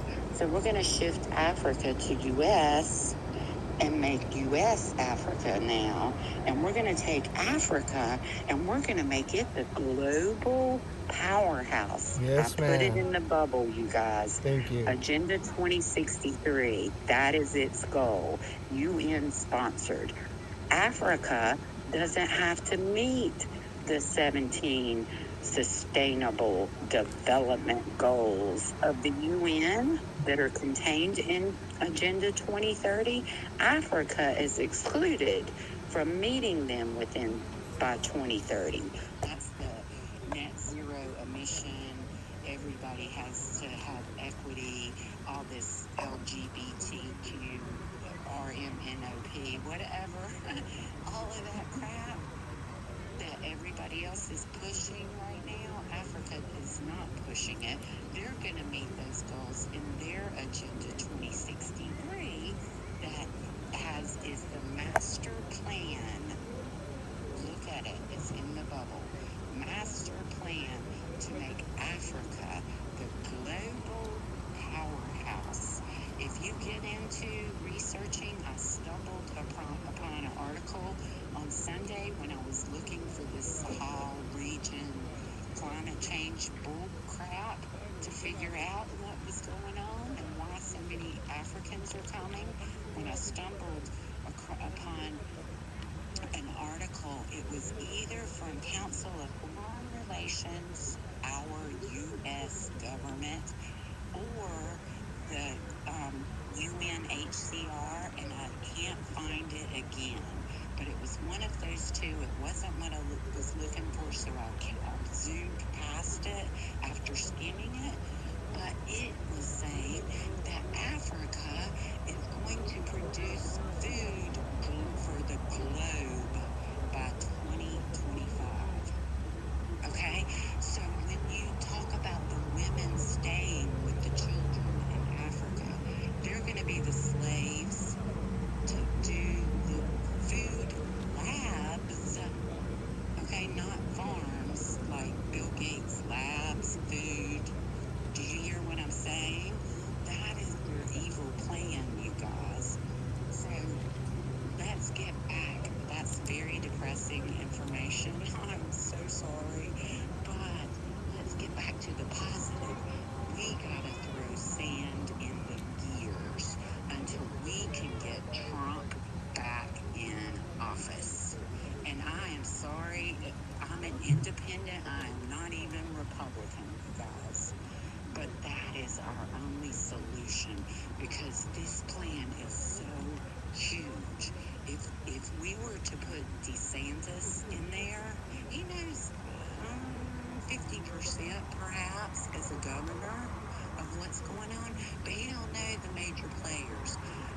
My hesitancy with Trump is not a good judge of character, or the global elite appoint his cabinet members.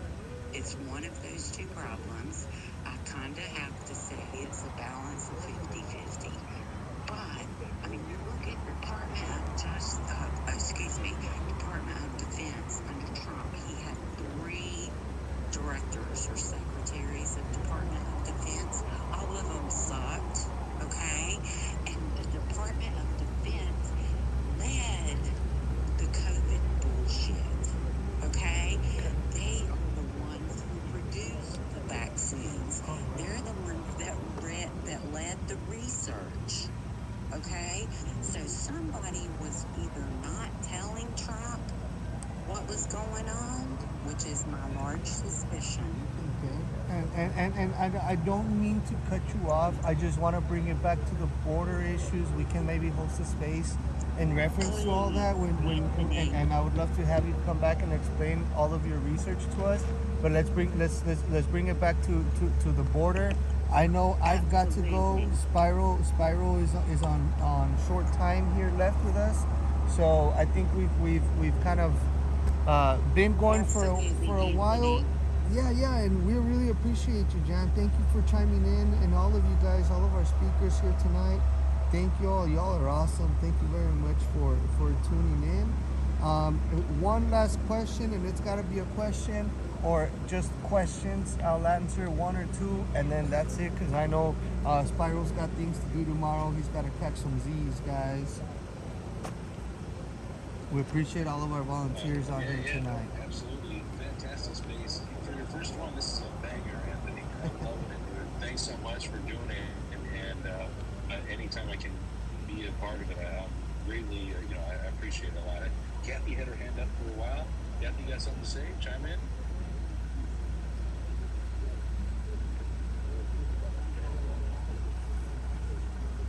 There were two others that I just added right now that in case Kathy can't hear me, maybe someone can message Kathy and let her know she can drop out and not back in. I'll bring her up if she has a question. Two other people that just Hey! ¿Qué quieres?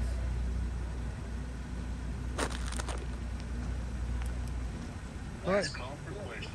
Last call. Am I okay to speak? Yes. Thank you very much. I appreciate Anthony what he's doing. I share everything that Anthony what he's doing on my TikTok. I'm on my 21st account, believe it or not. Dang. What I want to say to the American people is talk the talk, walk the walk. We continue to complain every day. Every day. We complain and complain. But what are you doing to make a change? Nobody's doing nothing. They're literally just talking. Anthony is out there on the battleground, standing out there doing and reporting to us the truth. But the problem is, if I can, in my opinion, the problem is what's wrong with this, what's wrong with the American people is that they just want to complain and complain and complain, but nobody is willing to stand up, take our country back. We are being invaded. We are being invaded. We are being invaded. But what we do, what are we doing? We're just complaining. We're just complaining over and over again. We're not doing nothing. Just by talking and posting and complaining is not doing nothing. It's time for the American people to stand up for this country and fight what is right. And until you can actually do that, stop complaining. Anthony is out there on the battleground and fighting the fight. Stop complaining and do something about this to save this country. Thank you for allowing me to speak tonight. I say this with my whole heart, but we need to stop complaining and do something about it. And the reason why I say this is because I have protested in my own, I live in Houston, Texas, and I have protested by myself. There's been many people that say they're going to stand up, they're going to do this and that. When I went there and I did this and I contributed, guess what? There were less than 50 people who actually stood up. So it's time for the American people to rise up. Stop complaining. Stop complaining. Stop talking. Rise up and do something about it. That's the only way that we're going to do something. Besides talking. Besides complaining. Do something. Thank you, Anthony. Thank you for allowing me to speak. That's truly is on my heart right now. Stop complaining. Do something. Stand up. Rise up now before it's too late. Before we lost our country. Thank you for speaking in here with us. Appreciate it. And I appreciate all of the smaller accounts. My main goal is to help you guys with a smaller reach and hopes that whatever you might be doing at whatever level, for me to help you grow what you are doing. And a lot of times people like to overlook and not want to help the smaller accounts. I've been there, I've myself been there, and I'd like to be somebody to help you guys amplify any of your efforts, because it takes a lot of courage. And when you guys are doing things out there and actually taking the time and putting in effort it should be recognized, and you should be able to have your voice heard. And I want all of you guys to know you guys always have an open door here with me. You guys always have a voice here with me. So thank you guys very much for joining us tonight. Spiral, it was amazing how this turned out, bro. Look forward to you co-hosting the next one, my friend. We'll exchange numbers right now in Messenger. Mac, same thing, brother. I'll shoot you my number right now, whatever you might need. I'm always just a call away. And I want to thank all of our speakers tonight. Let's end this with a prayer. Dear Heavenly Father, I want to pray for every single individual that joined us on here tonight, whether you're just a listener or a speaker. Please continue to watch over us and our family members and allow us to continue to bring forth information. Help us continue on the good fight. Your will be done, Lord Jesus. I want to pray in specific for our homeless veterans, for those veterans that don't have a place to stay tonight, a warm meal. Let's pray for them. Let's pray for the people suffering from addiction, our J6ers who are in jail, and anybody else that is currently incarcerated. May we pray for all of them. In Jesus' name we pray. Amen. Amen. Thank you guys for joining. It was a pleasure. I am currently still live on YouTube if you guys want to join. I will see you guys back on another space tomorrow. I'm going to be probably doing spaces once a day for you guys, giving you guys an update. Tomorrow's space will probably be done at a little earlier time, so Spiral can be on here. If Mac wants to help co-host, if he's not busy, by all means, he'll always have a space here with us. Thank you guys.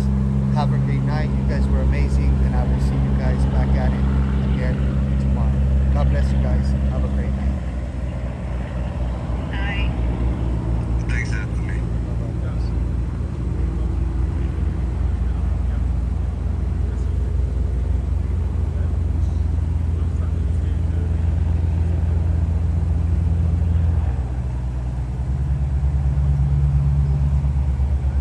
That was a great space, guys. That was a great space. I appreciate all of you guys that might have tuned in from our YouTube, gone over there to Twitter.